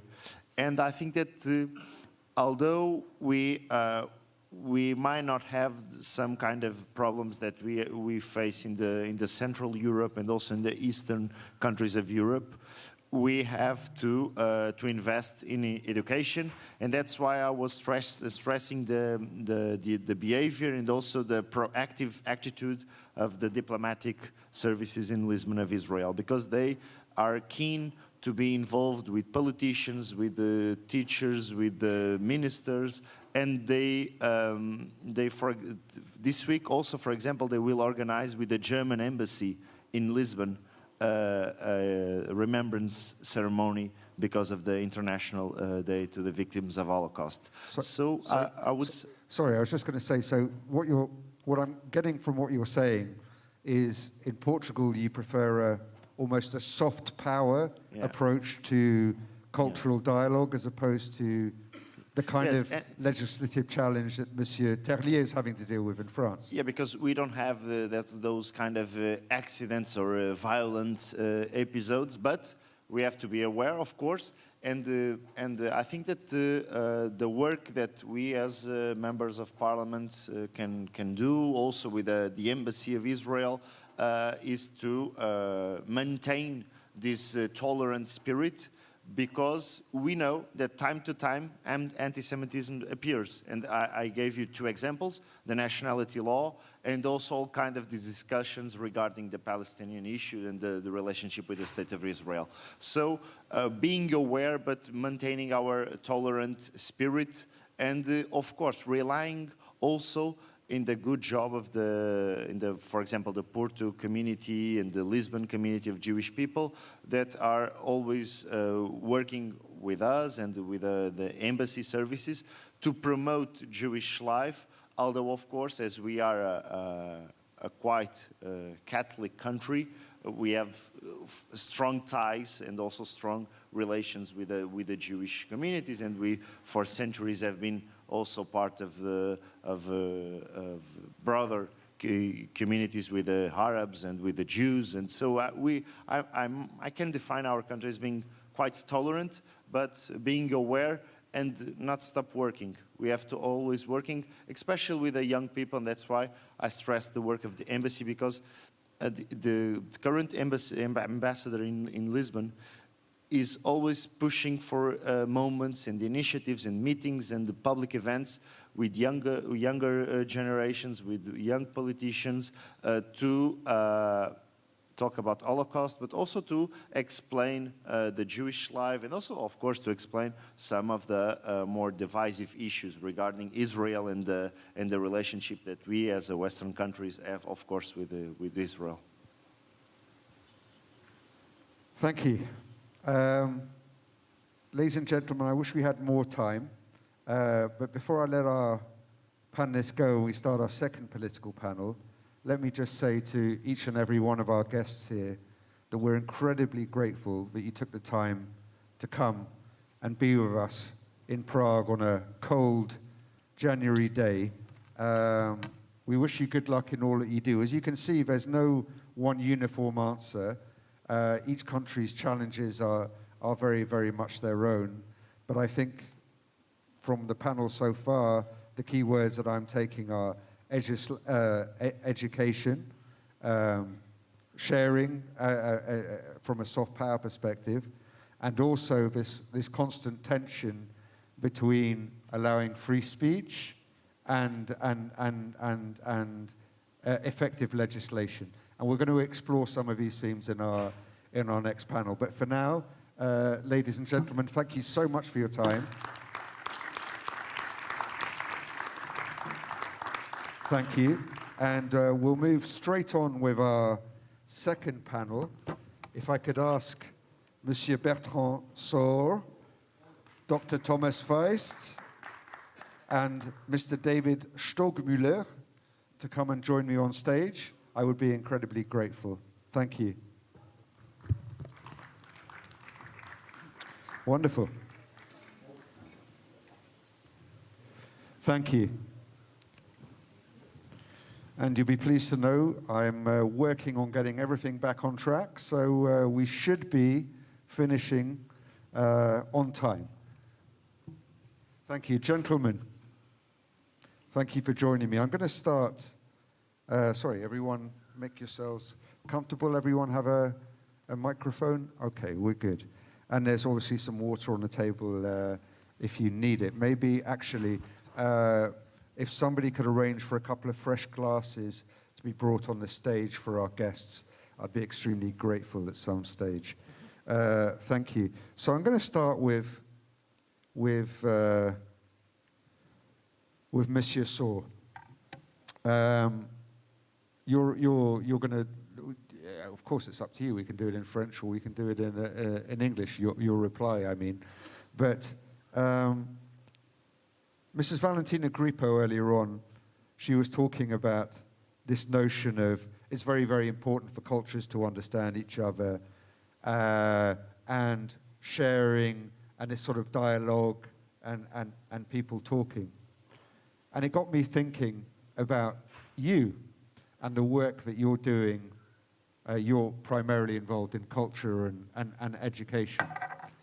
And there was a horrible case a couple of years ago now in France of a teacher in school, Monsieur Samuel Paty, who was trying to get his class to understand the notions of free speech, what precipitated some of the problems with the Charlie Hebdo attacks. And he was decapitated by somebody. It was actually a pupil, as I remember it. So my question to you is, as somebody who's a legislator involved in education, involved in cultural matters, what's going on in France? Is it a uniquely French phenomenon, or do you have your own particular set of challenges? And this idea of fake news, social media, is that feeding into the difficulties that you're having there, or am I making too much of a rather isolated incident? Oui, alors tout d'abord, m'excuser because my English is so bad. I prefer speaking French. Anyone need headphones? Tout le monde va bien? Everybody speak French. Okay. C'est parti. Merci beaucoup, merci beaucoup. Effectivement, je voudrais évoquer ce dramatique, ce tragique moment qu'a vécu notre pays. C'était en octobre 2 ans maintenant, lorsque nous avons appris qu'un professeur, alors qu'il faisait son métier, avait été sauvagement décapité à la sortie de son établissement scolaire. Vous imaginez, et je crois que cette onde de choc a été beaucoup plus loin que la France. Nous avons cruellement vu que lorsque l'on enseignait la liberté d'expression, nous pouvions effectivement être victimes d'un acte aussi barbare. Et là, les réseaux sociaux ont joué effectivement un rôle tragique. Cet homme a tout simplement voulu, devant des élèves de 4e, montrer 2 caricatures de Mahomet, en prenant bien le soin d'exprimer aux élèves qu'ils pouvaient tourner la tête et même quitter la salle s'ils le souhaitaient. Or, à partir de ce moment d'enseignement, un parent d'élève, un père, a inventé un tout autre récit. Et l'a exprimé de façon très explicite sur les réseaux sociaux et notamment sur Facebook, en laissant penser que ce professeur avait montré la photo d'un homme nu en disant que c'était le prophète. Vous imaginez derrière comment la viralité de cette publication Facebook a pu être destructrice. Et, malheureusement, elle a été relayée des dizaines de fois, des centaines de fois, sans que jamais personne ne se questionne réellement de la véracité de ce qu'il y avait dans cette publication. Et 10 jours plus tard, un terroriste islamiste, à la sortie du collège, parce que dans cette publication virale, on avait cité le nom du professeur, on avait cité le collège dans lequel il travaillait. À la sortie de son travail, ce professeur a été décapité. Et pire encore, cet assassin a immédiatement posté sur les réseaux sociaux la tête de l'homme qu'il venait de tuer. Alors oui, nous législateurs, nous pouvons bien sûr écrire des lois, voter des lois. Nous l'avons fait et mon éminent collègue Jean Terlier l'a rappelé tout à l'heure. Simplement, les lois ont leurs limites. Et moi, je crois, comme vous le pensez tous, que l'éducation doit être effectivement le paravent, la parade essentielle. Voyez-vous, avant d'être législateur, j'étais enseignant. Et je me suis efforcé tout au long de ma carrière d'enseignant à permettre à ce que mes élèves puissent être eux-mêmes acteurs devant ce qu'ils voyaient, être capables de trouver quelle était la source de cette information, d'aller comparer ce qu'ils lisaient, ce qu'ils voyaient avec d'autres sources d'information. Principal enjeu que nous avons tous pour perpétuer la mémoire, puisque la mémoire orale, malheureusement, s'éteint. Nous devons effectivement faire en sorte que les jeunes que nous éduquons, les citoyens de demain, aient toujours cette capacité à se forger leur propre opinion, à avoir cette liberté d'expression, à forger aussi l'image, l'idée qu'ils sont à même, eux, de véhiculer ensuite. Donc je crois fermement dans l'éducation, mais là aussi, il faut que les législateurs que nous sommes donnions les moyens aux professeurs, en les formant, en donnant les outils numériques, mais aussi en inscrivant peut-être dans nos différents pays cette éducation aux médias comme une obligation, comme parade à l'antisémitisme, à la violence, à la haine en ligne. C'est un défi, je crois, majeur de nos sociétés et de nos sociétés de demain. Donc soyons-en conscients et surtout légiférons en ce sens. Et je pense que nous aurons fait émerger peut-être une parade utile. Quick follow-up question. Based on what you were saying, I mean, I agree with every syllable. Although I do have one question. My question is this, that Samuel Paty seems to be obviously a horrific outlier. But from what I've heard, and you were saying you were a former teacher, that I've read, and not just in Le Monde, but in the New York Times and other places as well, but a lot of teachers are actually scared to talk about the principles of laïcité in schools. So is laïcité in France this great pillar of French society? Is it real, or is it becoming increasingly a mirage in education terms? La liberté d'expression, comme la laïcité, sont inscrites dans notre Constitution française depuis 1958.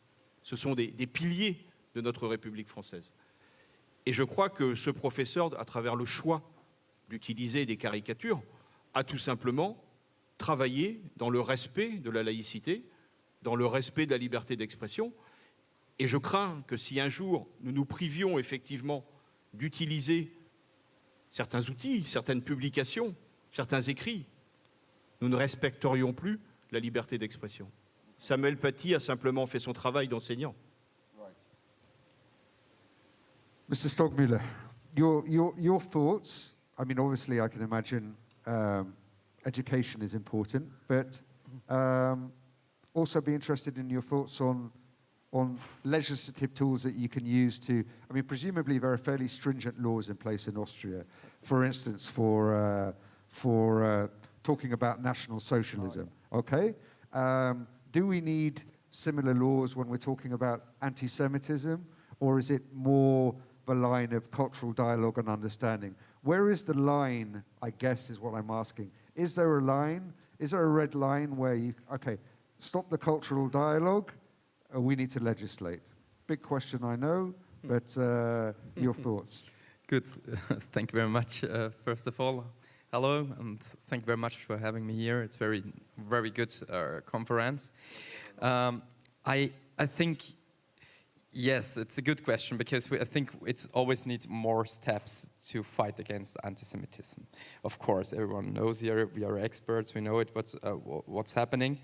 So in Austria, this government, the actual government, make a plan to safeguard Jewish life and to combat anti-Semitism. It started January 2021,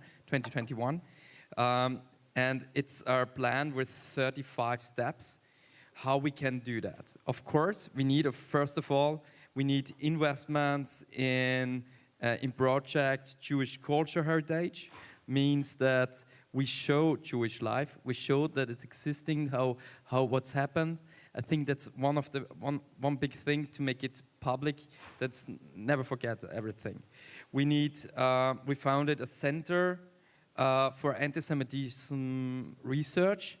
I think it's very necessary, because it's always depends on NGOs and how much are the real false, how often it happens. We've grounded a platform for the society and to discuss about or found a dialogue about anti-Semitism. And of course, and that's one point you mentioned, we need and we have a strong law, Austrian Prohibition Act. It's the Verbotsgesetz in Austria, it's named German. And it's strong and clear, but there's also some loopholes where it's not really everything clear. And so we make it stronger, we make it clear, and we close these loopholes because it's necessary. And we saw it also in the COVID demonstration the last time. You mentioned it on TikTok and all the things, on WhatsApp and Telegram is much worse. And where you find some anti-Semitism product, photos, and all this stuff. And I think we need a strong act to close that. And of course, we need to teach as of in education. I think youth platforms, youth centers, and teachers. We have to educate the teachers. It's one of the most things, not what's anti-Semitism, but they have to learn how you have to discuss it, how you have to speak with the children, how to discuss the dialogue, how to find it. And we have to bring Jewish people to the schools as well. Because I think one of the other guys on the panel said we are a Catholic country, of course, but we have to find a way for dialogue, and it's very important to what is Jewish. And I think it's very important for the children as well, to learn it, how find respect to other cultures, find the respect to other churches. I think it's very, very, very one point what we have to work on it. And yeah, I think it's a progress, and we are working on it, and it's very important to don't say everything will happen in the social way or in the NGOs. We have to take it on a higher level, on a political level, and to discuss this and make strong laws, and also find the link to the community and to the people to see the problems and find a solution. Okay, thank you.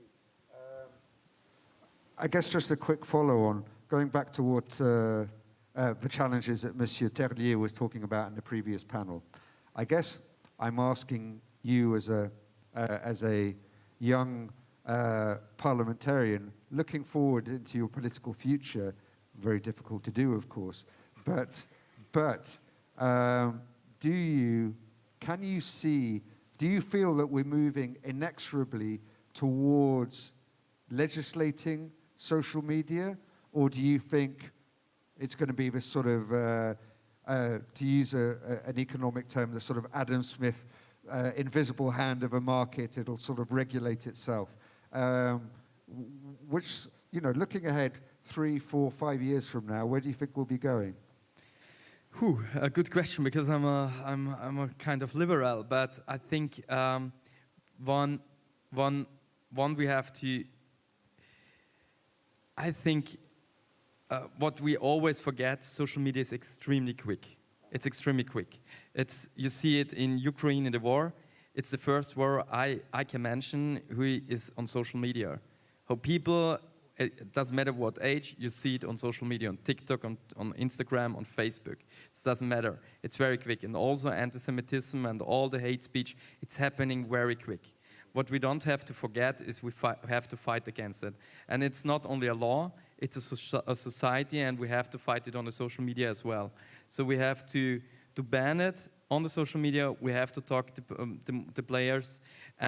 But when something happens, other thing happens already. So when we ban Twitter or do something on Twitter, it's something new happens. So I think it must be, we have to act really, really quick to ban it. I'm not sure what's happening in 5 years because no one knows. Some weeks ago, our ChatGPT is coming. It's completely changing everything in the internet and in the whole society. Nothing knows where's the way, what's the next steps in the new society. So I don't know what's happening in 5 years, but what we don't have to forget, we have to work on it and talk about it and have to discuss about it with experts who really knows what should we do and how we can fight against it. Thank you. Thomas. It's me. Hello. Thomas, first of all, I got a couple of remarks. One, you're from the state of Saxony, and I can tell you from a European Jewish Association point of view, my eyesight isn't so good, so I can't tell if my dear colleague Kalman Schlalai is in the room, but the Action and Protection League was engaged in some activities trying to reform curriculums and get sort of more Jewish subjects or topics onto the agenda in a German education system. And what we found is that while the country is unified, its education systems aren't. That Saxony has a completely different situation to the Hanseatic League, the Hanseatic states, and of course the situation in Bavaria is completely different, which presents its own challenges, which I'd like to talk with you about. But before we get to that, question that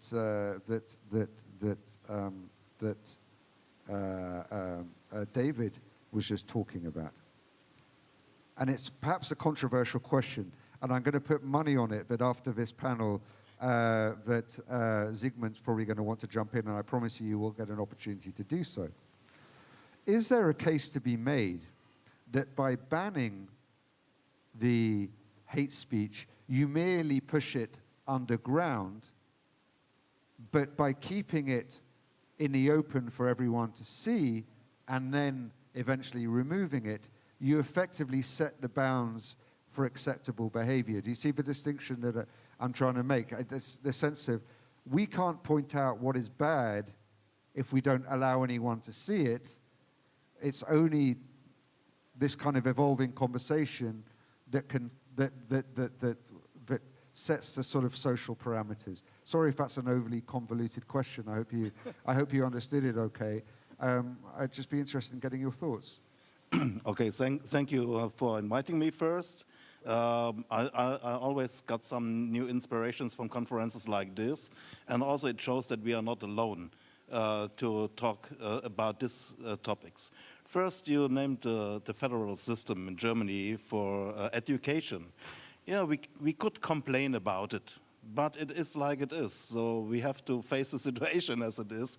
From my point of view as a commissioner of Jewish life and combating anti-Semitism in the Free State of Saxony is, how can we develop our education system in Saxony? That is my point. Later on we could talk about other education systems in Germany, but that's not my point. But you named a real serious problem. How to deal with hate speech, not to show it as a topic. So to make it clear, of course there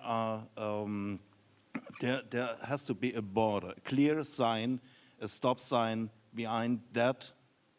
We can't discuss about that. You have to be aware that those who are engaged in hate speech and conspiracy theories, they are also smart people, because intelligence and ideology are not on the opposite. If you remember the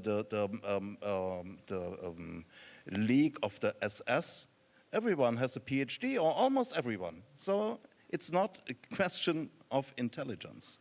And they also have lawyers. And the lawyers exactly train them what is acceptable by law, not by moral or by the content, but what is acceptable by law. And that makes it really difficult. For my personal position, I would say it is better to talk with young people, with students, about a real issue and have a debate about it and not to hide it. But still, what I say, there are borders. All other things I saw in the excellent lesson I learned today, you can deal with it also in schools. And if you use these examples from social media, it's more interesting for them as well to talk about it, because it's their daily life of media consuming. Okay.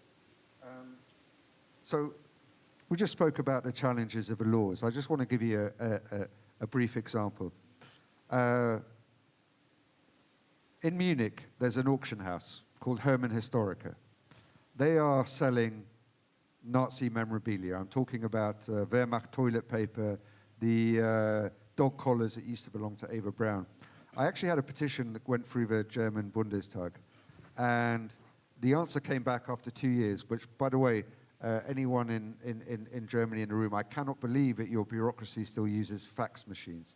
I found this utterly incredible, but in any case, after this long period, they came back to me and they said, we were looking for a ban. They said, 80% of what you've asked for is already in legislation.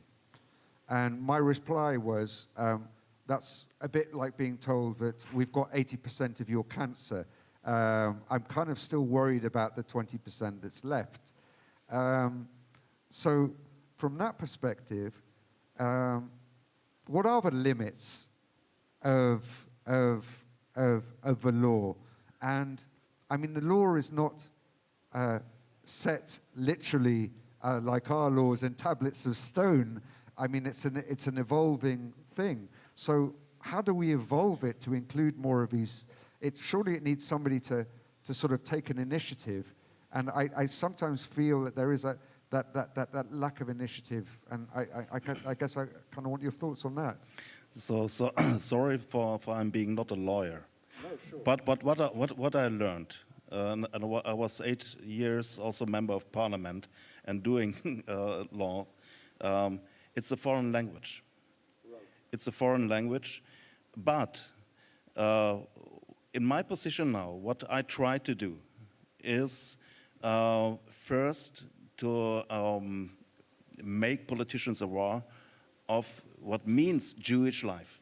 So Jewish life means, for example, that it's not just 27th of January every year. There are Jewish holidays as well.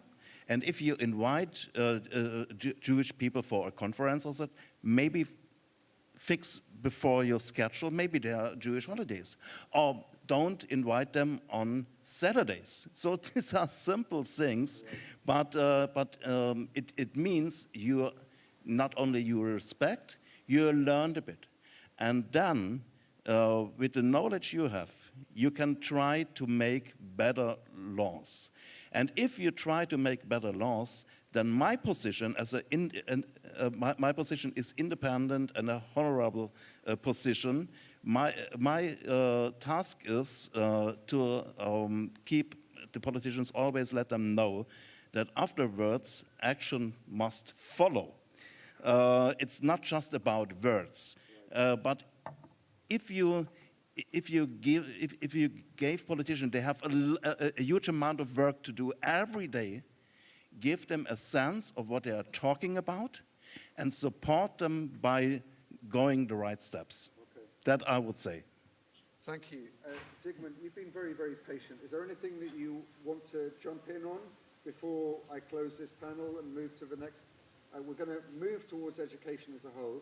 I should say that Zygmunt Königsberg here at the front is a dear friend and also happens to be the, I'm going to say it in English, I hope you don't mind. You're the anti-Semitism sort of commissioner for Berlin. No, not for Berlin, of the Berlin Jewish Germany. Sorry. We've all forgotten lessons which aren't new. Karl Popper said in 1944, the paradox of tolerance. If we allowed the enemies of democracy to shout and to be active, at the end, the democracy will be ended.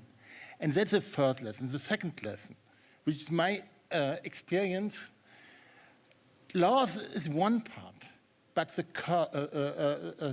sentences, the curves, are the other part. So as many anti-Semites leave the trial as a free man. Et monsieur, excusez, I'm just changing it to French. Le meurtre contre Sarah Halimi, que la cour des assises, que le procureur n'ont pas accepté ça comme crime antisémite, c'est vraiment absolument insupportable. Et je crois qu'on a le droit de dire ça, que les juges sont aussi à côté. Ce ne sont pas des saints. Yeah, that's one point. I just want to, it's not only to make laws, c'est pas seulement pour faire des lois. It's also to be at the consequence. Anti-Semites must be sure, if they are anti-Semites, that they feel it. Right. Really find they feel it. Because without this, all our education, every education system is working. If you cooperate, if you're going together, okay, we are working. But if we don't cooperate, there should be consequences. And we don't take the consequences, and that's the weakness we see. And that's what I'm really want also to give away. Yes, programs are fine, but really everyone is going to feel what consequence has been. And that's a very important thing. Zygmunt, very important point. Food for thought indeed. We didn't even touch on sentencing. I mean, I think we should probably discuss that at some stage in the near future. Absolutely, the deterrent has to be strong. Gentlemen, Oui. Ah, d'accord. The issue is, Katya, is I'm very happy to do it. It just means that we're going to be going later. So please, if there are, yes, please. Okay.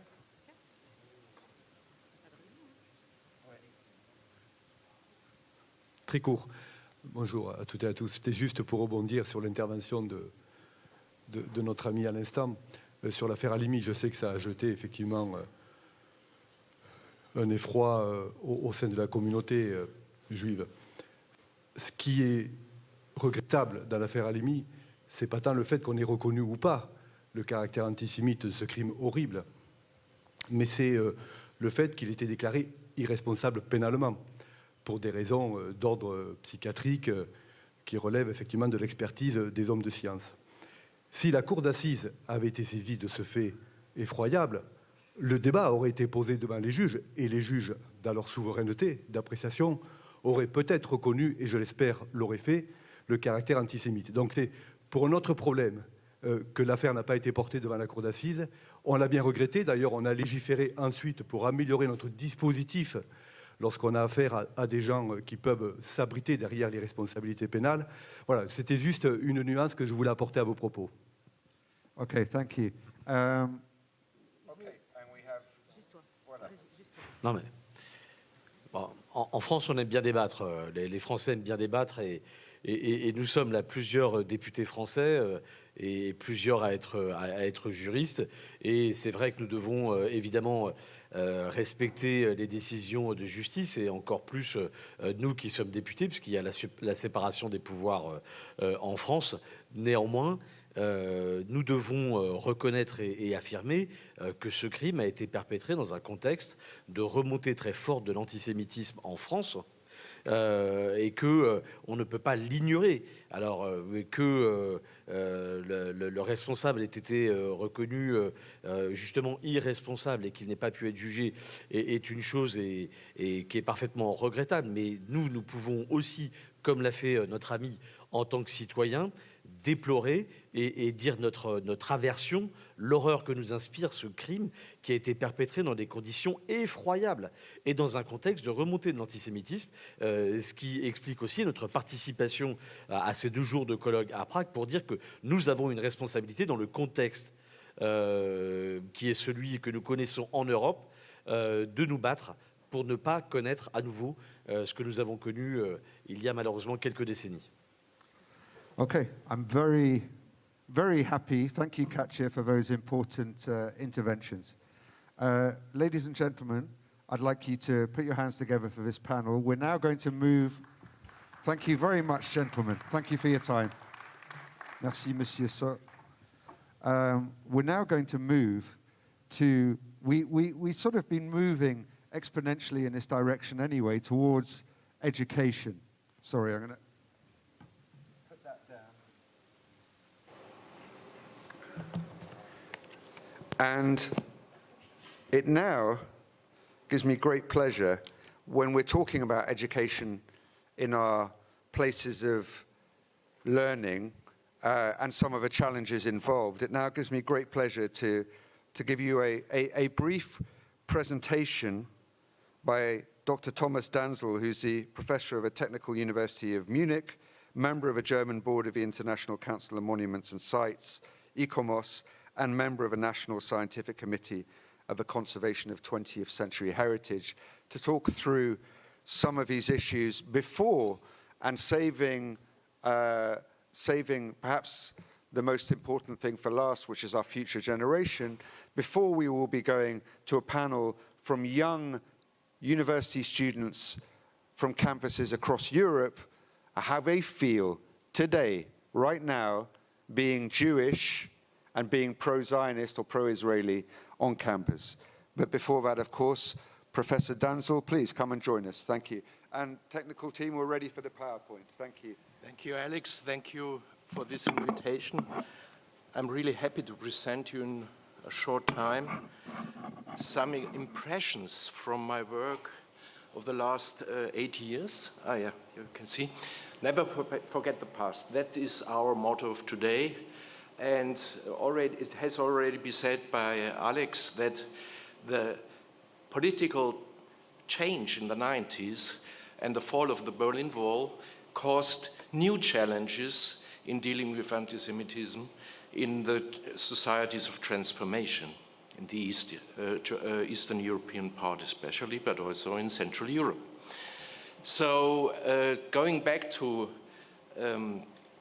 Maurice Halbwachs, a French philosopher, who coined the terminology of the remembrance culture with his idea of the collective memory, stands at the base of many initiatives performed in Germany in the last years, which were controversially perceived, and shows clearly up that the stones are speaking to us.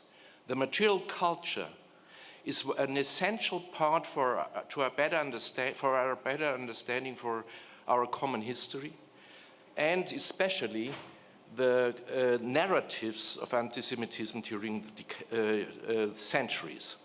Last year only there was, I'm not as well a lawyer, but you might have followed this trial about the historical monuments exposed as an intentional monument by the builders, becoming then an agit propaganda issue to be fought in modern understandings. But why does it? Oh, I thought that it's working. I'm sorry for that. I just resume what I've just said. Here is the last year's trial. And that obviously this, in a kind of iconic defeat of the stones are still speaking to us, but not in just a one directional way, but it's talking about the society, about victims and perpetrators, as I stated before. So these parts, which are elements of the cultural heritage, in this case of Bavaria, it's still acting as a propaganda tool, but as Bavaria, as Saxony with Thomas Feist, as an anti-Semitic commissioner, this is now opponed by information via different channels. The same happens with the other side, that it's not to allow to glorify Nazism with their remains or their relics, but as they are found vandalized, as in this case in Wuppertal, they are presented and commented. A kind of musealization is a risk of this kind of procedure, as you can see in the case of Brandenburg's Sachsenhausen concentration camp, where murals are clearly showing us the antipodes of the life in the concentration camp, and that the will for survival was expressed by some mural painters in a cartoon's way. And this is a thing which stands at the base of our discussion in Terezin. I came to Terezin 8 years ago by invitation of Uta Fischer, who has organized a mapping project which is called Ghetto Traces in Theresienstadt, which is following other tracks than the usual one, which is common to every European state dealing with the memory of the Shoah. That means these are intended monuments thought to celebrate the memory of the in most of the cases also unknown victims. and the atrocities are, let's say, put on a level which is giving us information just in an indirect way. This has been shown all day long. This is a reconstruction. It's not an original, and one might doubt that it was exactly like as you can see here. This is a theatrical scenery that is just opposed by original findings uncovered some years ago.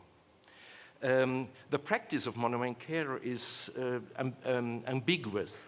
So renewal, reconstruction, and even destruction of original traces is a common fact.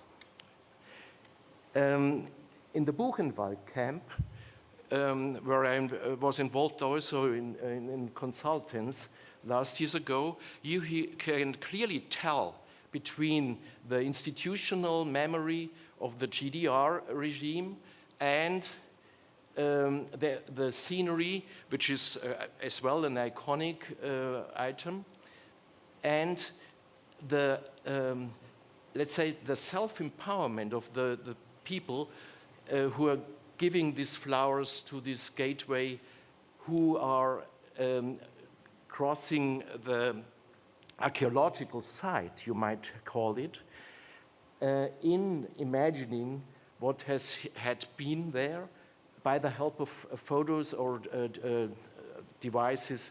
Now with a QR code or via internet connections, you can inform yourself on the site, on the spot, what has been done. But also reconstruction happens next to a scenery which is just dealing with the effect of the talking material. So these are more or less the most common practices in dealing with historical traces. In the case of Terezin, you will visit it tomorrow, you have two levels of history to be considered. The one is the fortress of 1790, and the second is the ghetto phase. So if you imagine that before 1910, up to 3,000 people lived there, in the years following 1942, the population, the imprisoned people increased up to nearly 60,000, that this housing problem was met by construction works of the Nazis, and in enlarging these housing systems, a new structure also then connected with the transport to Auschwitz, a railway track has been put in the middle of the fortress. So only in 2005, one of these main entrances of the former fortress, called Poterne, has been uncovered, and together with the University of Pardubice and some German universities, we had a summer school there in mapping and documenting the graffitis drawn on the stone walls by prisoners, by guardians, and by people who were thought to be transported to Auschwitz, who left their last message, for to say, together with their transport numbers, on the stones. These, in the last 13 years, suffered a lot of decay, and here is a documentation of the contours of the writings found on the place. And here on the right-hand side, you see that vandalism is still happening after the uncovery. So conservation works are needed to keep this wall of memory, which is not an intentional monument, but an unintentional monument of in a situation which is highly on risk because of the water penetration from above and from below. Here, a photo in black and white of 1945, which is clearly indicating the decay dynamics. And we were able to trace, with the help of the Dada Bank, the destiny of some imprisoned individuals. And in the end, we were able, just in this summer school, to reconstruct 14 peoples coming from the 3 different countries, and to give them back some dignity they got lost just having got the number they wrote on the wall. We have also thought about a documentation online which is interactive. It's geo-referenced, so you can clearly find the different sites of importance which are normally not included in a visit to Terezin. So tomorrow you won't find anything of the photos I show you just in a hurry now, because I know my time is limited. This is in the main marketplace, the so-called post office that has been used by a high-ranked Jewish guardian. One speaks also about a cook, but anyway, he decorated by the help of the SS and the Organisation Todt to paint his private rooms, with sceneries taken out of the Manasseh Handschrift, a manuscript that has only been discovered in 26, and he, or the artist, interpreted this in an agitprop, anti-Semitic way. Probably, it's not included in the list of the Red Cross that has already mentioned today, but probably it was also of interest for these kind of propaganda towards the outer world, let's say, of the Nazi regime. Here is another very important site, now a pizzeria, which is proved by an intervention of 44, planned by the Jewish architect's office, who were responsible to transform these attics in rooms for prisoners. Here, a private organized a very interesting panel exhibition, which is connecting the material culture of the place, the remains and the relics of the people living there. We heard today from Gideon that places thought for 2 or 3 people were crowded by 12 or more. And in fact, writings on the wall have been not only documented, but also translated, because we have Czech, we have Polish, we have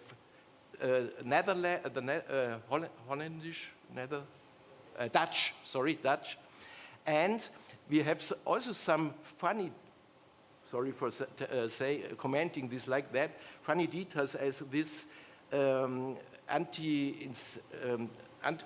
insecticide, which is called flu. You can even see it, because obviously bugs were everywhere in these rooms. And also some memories of the hometown Prague. This is Karl's Bridge. And next to it, the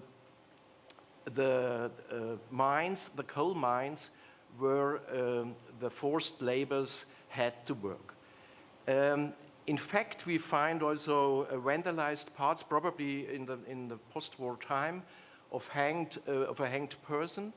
That's reflecting the reality of the camp, and especially here, the proof of the presence of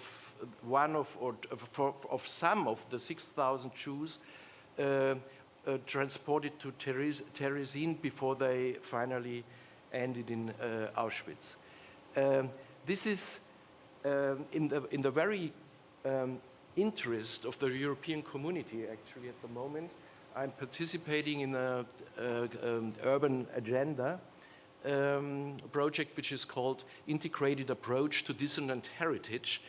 And hopefully this mapping, this catalogue of the material traces of the ghetto in Terezin will be deepened, and this information then shared, which stands at the base, obviously, for any didactic initiative of Terezin, but also on other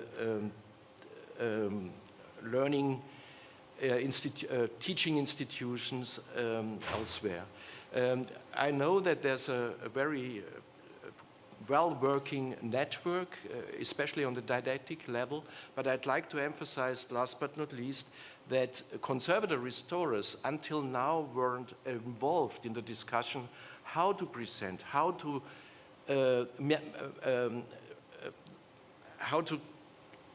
guarantee authenticity and a storytelling which is, yes, offering different perspectives, but giving dignity not only to the victims but also to the material testimonies. I think that's it, and that was the most astonishing finding. Mickey Mouse in one of the attics, you see all dirty and insured, but still alive, and hopefully we will manage it to preserve it as it is, without any retouching, without any addition and document and interpretation. Thank you for your attention and for your patience.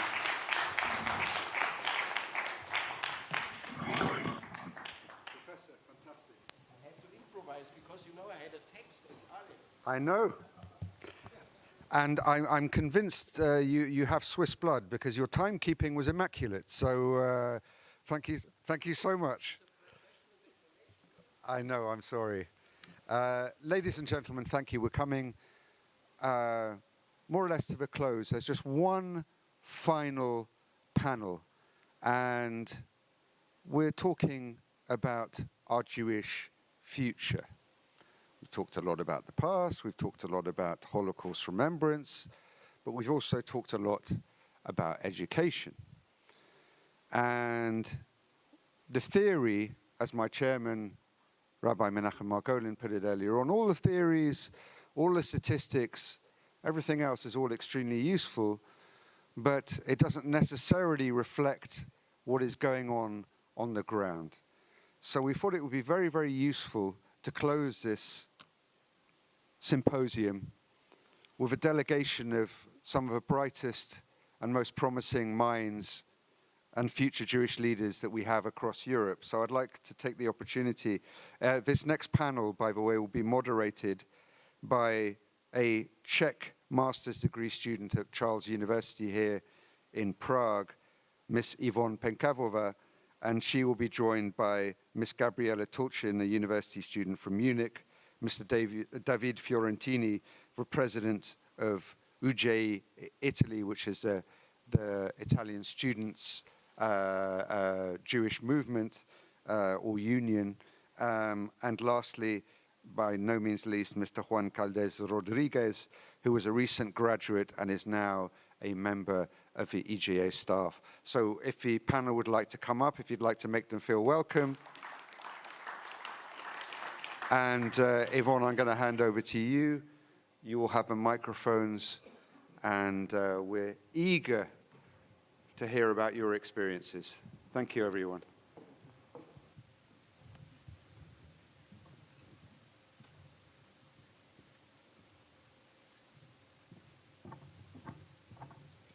Thank you. Is it working? Yes, thank you. Thank you very much, Alex, for your introduction. Ladies and gentlemen, thank you very much for your attention. Before we get to ask a question of my dear colleagues, allow me a short opening. At the beginning of the symposium, we had a chance to see briefly an example of a propaganda movie that was shot in the Terezin Ghetto. This propaganda movie was for the Nazi regime forced some of the most brilliant minds in the movie industry, brilliant directors and even actors, and they were forced to create a false testimony. The Ghetto was being prepared for 8 months before the shooting even started, and the creation of the movie took around 2 more months. All of these great minds had to create this testimony only to be sent to Auschwitz-Birkenau and murdered after the project was created. Anti-Semitic propaganda is using fake media traditionally. However, in today's world, with use of modern technology and smartphones, propaganda movies can be created in a few minutes anywhere by anyone, and they can be easily shown to millions of young people. This is done obviously on purpose to manipulate minds of students, and it has a tremendous impact on everyday life of Jewish students in campuses here in Europe, but of course, for example, in the United States. Now, I live in a luxury where Zionism in the Czech Republic is not a dirty world, and the State of Israel has basically negative or more or less positive image. For me personally, it was shocking when I found out, but this is not the automatic thing in the rest of the world. So I would like to ask Juan, my colleague from Spain, if he could tell us what image does the State of Israel has, and how the propaganda on social media is affecting everyday life of Jewish students. Thank you. So, can everyone hear me loud and clear? Yes, great. Thank you everyone for being here today. So the case of Spain is it's a fascinating one and a very sad one at the end of the day. It's a combination of both, because as most people in this room will know, the sad story that Spain has with the Spanish Inquisition, 1492. Still to this day, there's a lot of ignorance when it comes to anti-Semitism, and many Spaniards have not been exposed to Judaism, anything whatsoever. I'm not even getting into the whole Israel-Palestinian conflict, just Judaism itself. People have not been exposed to it. Many people, when they meet me for the first time, they say, wow, first Jew I'm ever meeting. First Jew, and you look like, you know, the nose, and I'm like, yeah, I'm just like normal, like you are. So people have not been exposed, which is a sad thing, because we should normalize being Jewish, just like anything else in the rest of the world, obviously.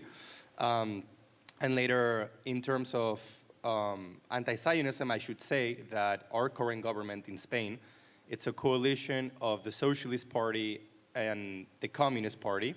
And the Communist Party, when it was founded in 2014, it was founded and financed by the Republic of Iran. Iran financed Podemos, and the former vice president, who is the leader of Podemos, was a guy who said live on TV, Israel is a criminal and an apartheid state, on top of other horrible things. So as you can imagine, the perspective on the left right now in Spain is not the best. With the Socialist Party, they try to appease more with a two-state solution, whereas on the right parties are much more keen to supporting Zionism. But the political perspective now, actually, I don't know if you saw it on the news, and I would really like to take the opportunity to bring this up. The city of Barcelona, a city that I deeply love because half of my family is from Barcelona, is set to vote on the 27th of January, in the next couple of days, actually. 27th, what a day, right? They're set to vote on breaking ties with Tel Aviv. So Tel Aviv and Barcelona had a twin city agreement, like most cities do in the world. And the current government in the city of Barcelona, not in Spain, in the city hall of Barcelona, is set to vote on whether it should be official that we should break those ties with the city of Tel Aviv. Following that train of thought, you would think, okay, why doesn't Barcelona break that same twin agreement with St. Petersburg, for example, considering what's going on?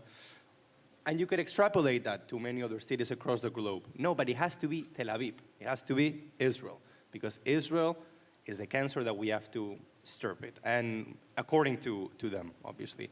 And it is something tragic for the Jewish community of Barcelona. We're leaving them completely behind. And hopefully we'll see that this motion will not pass in the first place, obviously, but that things will get better from now on. We have elections this year in Spain at the regional level, at the national level. So we're hoping that there will be a new government that will be more supportive of Israel, of the Jewish community, because sure, they will come to the Holocaust Remembrance Day and say, Leolam Lod, never again. But at the end of the day, they will still support the BDS movement, for example, and they will give tons and tons of money to an organization that despises everything related to, they say, no, it's a so-called human rights movement. It's the opposite of it. It incites hate and violence against the Jewish people and everything related to Israel. So And now I know we're running out of time, and I'm going to pass the mic to my dear friend David. And in terms of the youth, I have to say, I studied in the UK. I left Spain a long time ago, but I can see that my friends have been telling me that they face anti-Semitism through the lens of modern anti-Semitism, which is anti-Zionism, as we all know. And in the UK, when I was living in the UK and studying in the UK, there was something called the Israeli Apartheid Week, and Alex Stern knows about that too from the UK, and it's something despicable, I have to say. I would walk on campus into my university where everyone should feel safe at the end of the day. Like, it's a place where we should engage in ideas, you know, in a respectful manner. And at the end of the day, you would see that that was quite the opposite. And as a Jew, I would have to unfortunately hide my Magen David, and I was a bit scared on my own campus. And my university was not giving me any sense of protection. And I see that that's been happening also across American campuses, which used to be a safe haven for the Jews, along with Medinat Israel. And we see that this tendency is getting worse and worse. So hopefully, Zat Hashem, things will get better. But the situation doesn't look too promising in the case of Spain. As I said, we have elections this year. Hopefully, things will get better. But one can hope at the end of the day. So, and that's the story for people at the end of the day. So with that said, I'm going to pass the mic to oh, sorry. Thank you very much, Juan, for your answer. As we all know, the movement of anti-Zionism and the relationship of each government to the State of Israel has a huge impact on the community. However, it is not such in all of the countries. So from as far as I understood, in Italy, there is not of such an anti-Zionist campaign. Italy is a strongly Catholic country, which went through a series of crises, of course, specifically with the pandemics. So I would like to ask you, David, as the president of the Union of Jewish Students of Italy, what is the situation there? And if you can tell us maybe about some interesting projects that the Jews themselves are doing to make the situation for themselves better and make a better relationship with their colleague students and so on. Thank you. Thank you, Yvonne. Thank you all for being here. So I wanted to make briefly a short premise about the context of the Italian context where we live in currently. As Yvonne rightly said, we don't have a very strong anti-Zionist movement, a very strong anti-Semitic movement that is so clear and upfront. The main issue in Italy probably, since there is also a very small Jewish community, is firstly ignorance and just not having the opportunity of meeting any member from a Jewish community. As in Spain, many times I encounter fellow students and I'm the first Jew they ever met. And what happens is that in a society where there are obviously some prejudices, some myths, if you have never met a Jew or a person from any minority for what it matters, if the only thing you heard about them is just a small prejudice that you have by default a negative perspective towards that person, towards that people. Therefore, what we experience very often, and especially when there are, for example, escalations in the Middle East or whenever there is something related to Israel, if people have, let's say, a default negative perspective towards the Jews, this reflects also on the way they see Israel. So they might believe what propagandas or what disinformation there is on the internet or also regular media or whatever they might find it. And this really provides, this ignorance provides the perfect environment for fake news to flourish, because there is not a clear, let's say, counterpart to provide correct information. So this is probably where we as UJ, Italian Union of Jewish Students and Young Professionals, really get involved, because someone has to take this job, someone has to take this responsibility upon themselves. And what we've done is to target several age groups. Firstly, clearly university students and people, let's say, of our age. So with intervention in campuses, that doesn't necessarily need to be about immediately the Israelo-Palestinian conflict, but you start maybe with telling them what's Hanukkah or what's hummus. You start with really soft things just to get them a first positive impression about Judaism, a first approach. And then another thing we've done that is been quite a success in the last couple of years is opening a TikTok account. So today we've seen another amazing success on TikTok, on this platform. And our account is called Ask a Jew. And it basically, me and my colleagues answer in 1-minute videos, very short, very easy, very simple, those average question that all of us Jews always get, maybe in the street, in a bar, in a restaurant, like, why don't you eat pork? Or why do you wear a kippah? Those average, very, very basic entry-level questions that, for example, for an age group from, let's say, 13 to 18, so let's say between right after middle school and high school, for people who have never met a Jew, this kind of questions are important because they might not get the right answer. They might get a distorted vision of the Jews.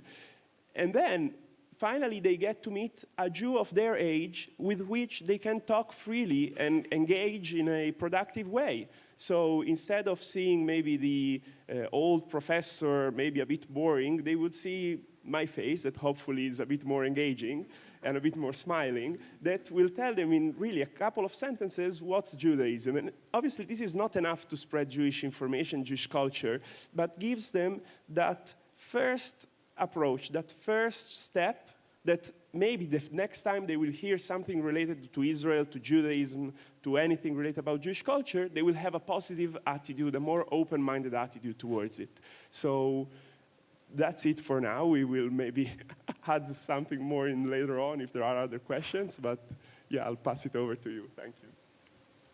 All right, thank you very much, David. Very excited to hear about this project, and I'm interested in what is it going to do in the future. And I really believe that many Jewish communities should be inspired by this, because instead of being a passive follower, you can actually be active and intervene in the space, which is there definitely. In the Czech Republic, there is not a habit to share religious identities or so in the university campuses, for example. So the same as you are saying, very often people never met a Jew and they have no idea what a kippah is or why they don't eat pork. My next question would be to Gabriela, my dear friend and colleague. Gabriela is from Germany, and she is running projects in her university to build bridges between the communities. I assume, and I believe that in Germany the campuses are a little bit more international and diverse than, for example, here in the Czech Republic. So can you please tell us a little bit about this project and how the war, basically, on social media with the fake news is affecting everyday life of students there? Thank you.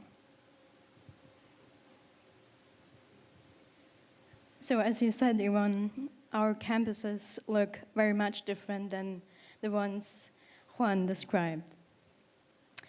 The German campuses, you can imagine like vacuum, something very apolitical. So this is the university itself. But if you look at the university students, if you watch them, it's like looking at a row of houses with closed doors. And you're going around and knocking on doors, and you don't know what to expect, what is behind these doors. So what I want to say with this is activism on German campuses is based a lot on one-on-one interactions. So there is where knowledge about Judaism and Zionism and Israel, the history of Israel, is very crucial. And this is actually a point I want to address in the second part of my answer. And this activism on campus, like by doing one-on-one interactions, requires a lot of time and energy.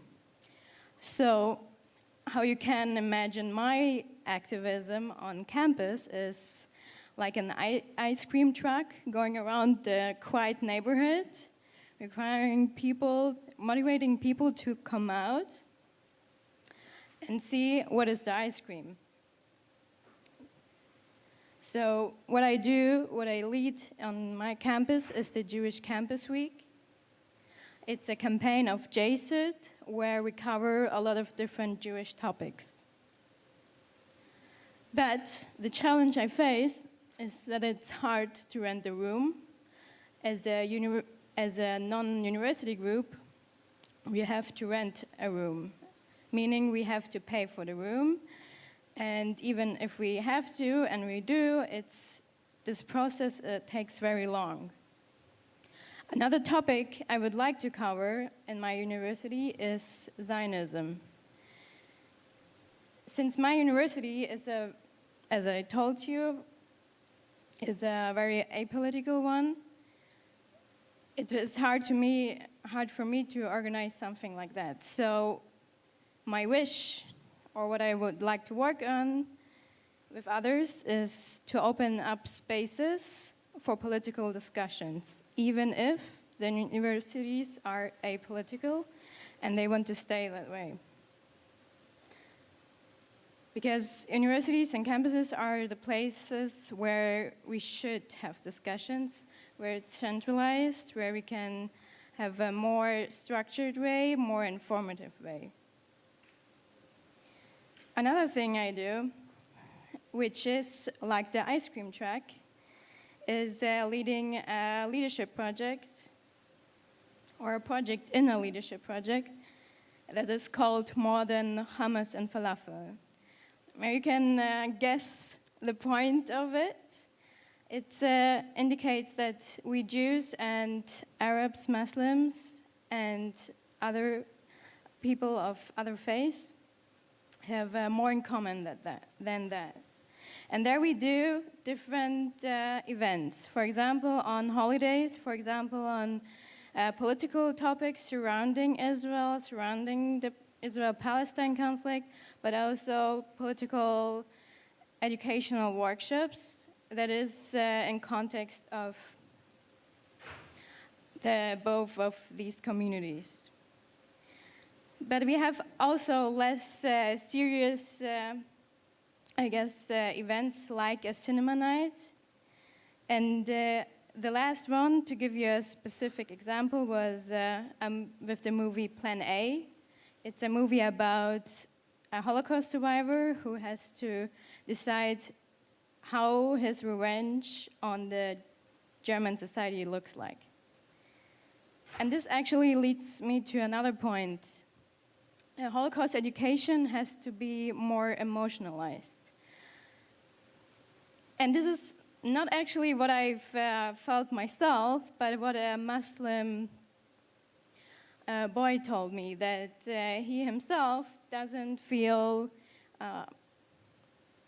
moved by the education in our schools. So my wish, again, would be in high schools to change the education.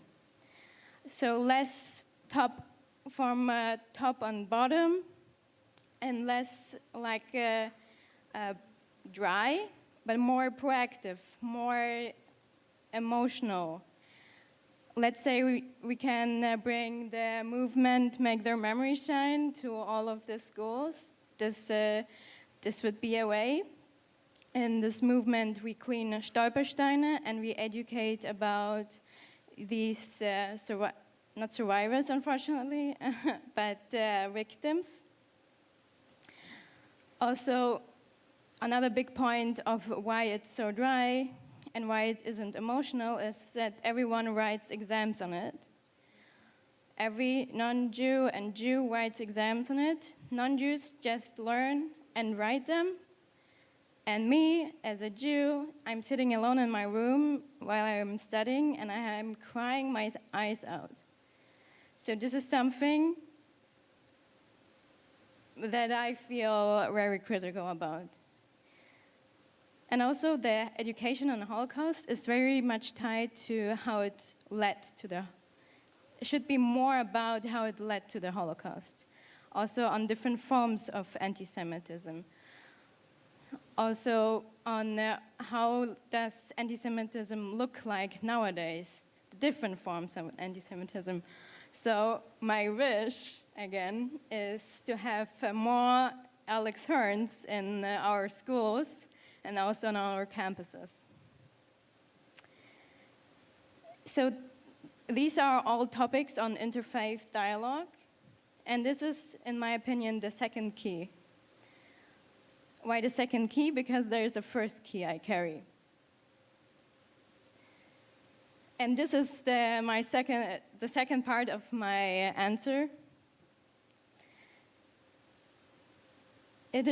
We should foster more education and empowerment of young Jews, because as told many times today, they are the leaders of tomorrow. They are potential activists, even though I'm not saying that every Jew has to be an activist. We shouldn't be born with the task of becoming big opinion sayers, let's say. But we should have the skills for it. And as Julie said, these leaders can go on TikTok, educate on Instagram, or even on campus in one-on-one interactions, or joining the Jewish Campus Week, let's say. These Jewish young Jews do have a lack of knowledge on history of the Jewish people, because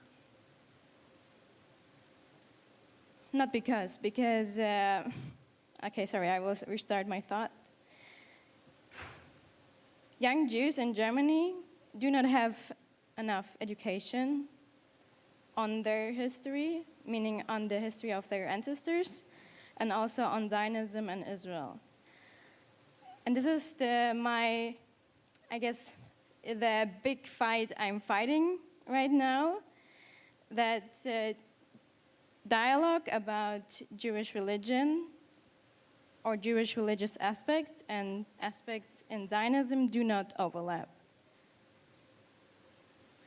So the more education we have in Germany, the more also political empowerment, the more rhetoric trainings, the more eloquent we are as Jewish students, the more we can change. I guess what I want to say with this is that we should put our words into actions. And this is my main message. Thank you very much, Gabriela, for your motivational speech, and we wish you very much of luck in your activities that are very great, and hopefully more and more will join you. I definitely agree with you on the point of the Holocaust education. It is a very important subject. Here in the Czech Republic, it's very brief.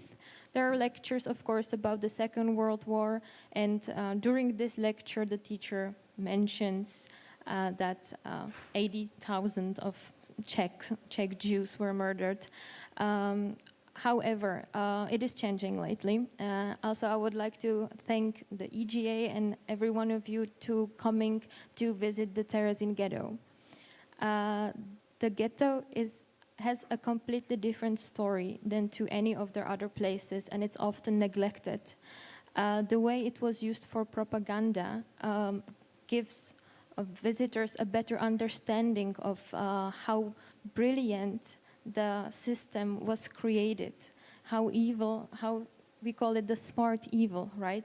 So I am very thankful for that the subject of terrorism is being brought up. And I would allow me a last brief question regarding the Holocaust education, because as I know, Juan, you were active in Spain in your communities as a volunteer to go to school and educate children about the Holocaust. So can you please tell us a little bit about maybe their reactions and how this project started and so on? Thank you.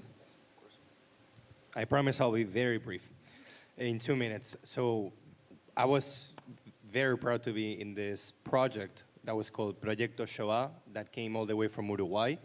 And it's basically based in Barcelona, but we also did kind of like a copy of it in Mallorca.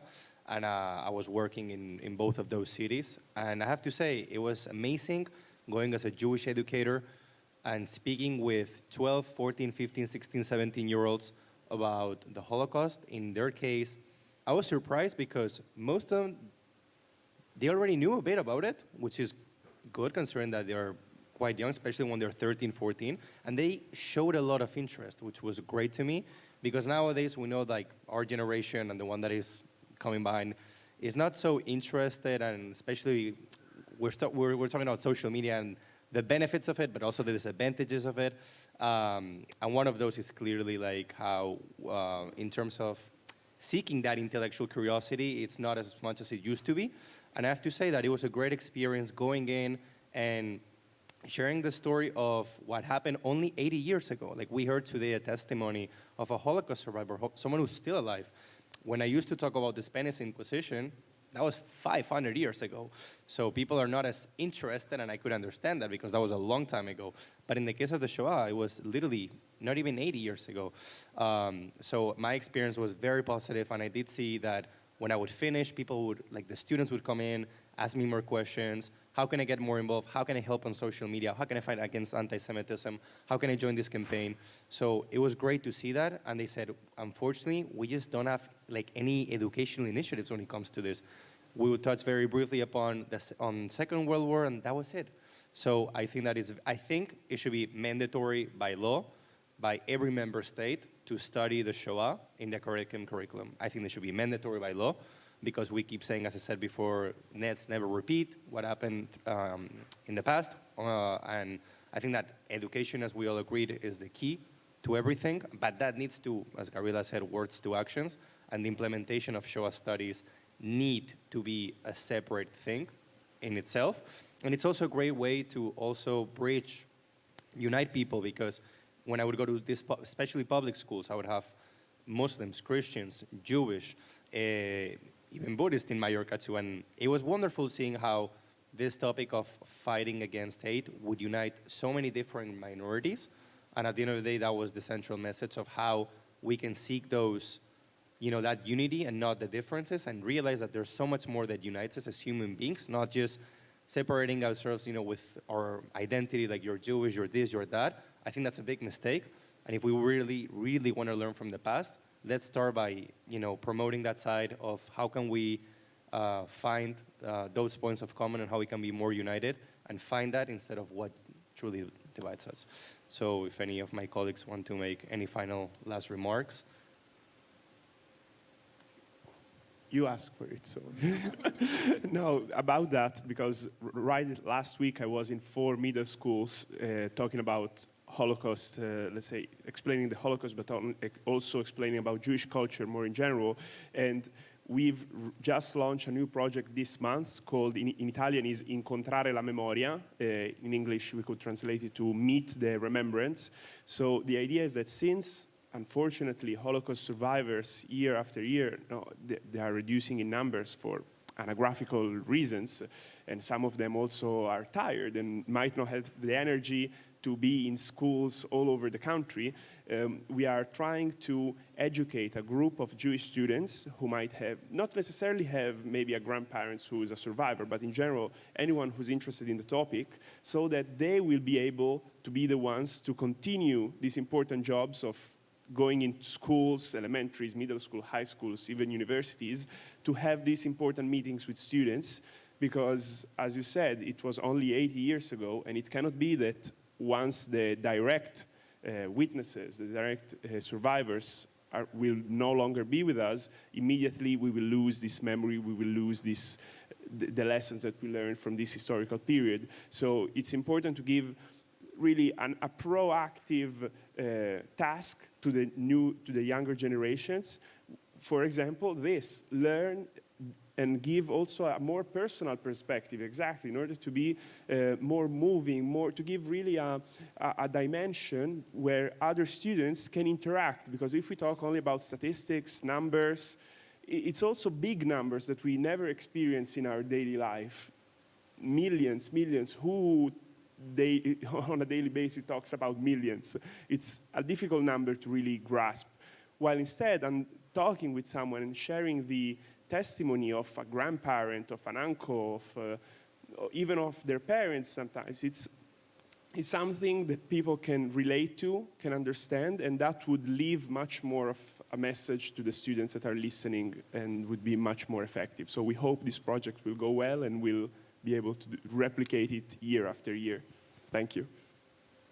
I can already see in people's faces that it was a long day and we still have a gala dinner. So unless anyone wants to finalize and say something, obviously we are in the Czech Republic, your home.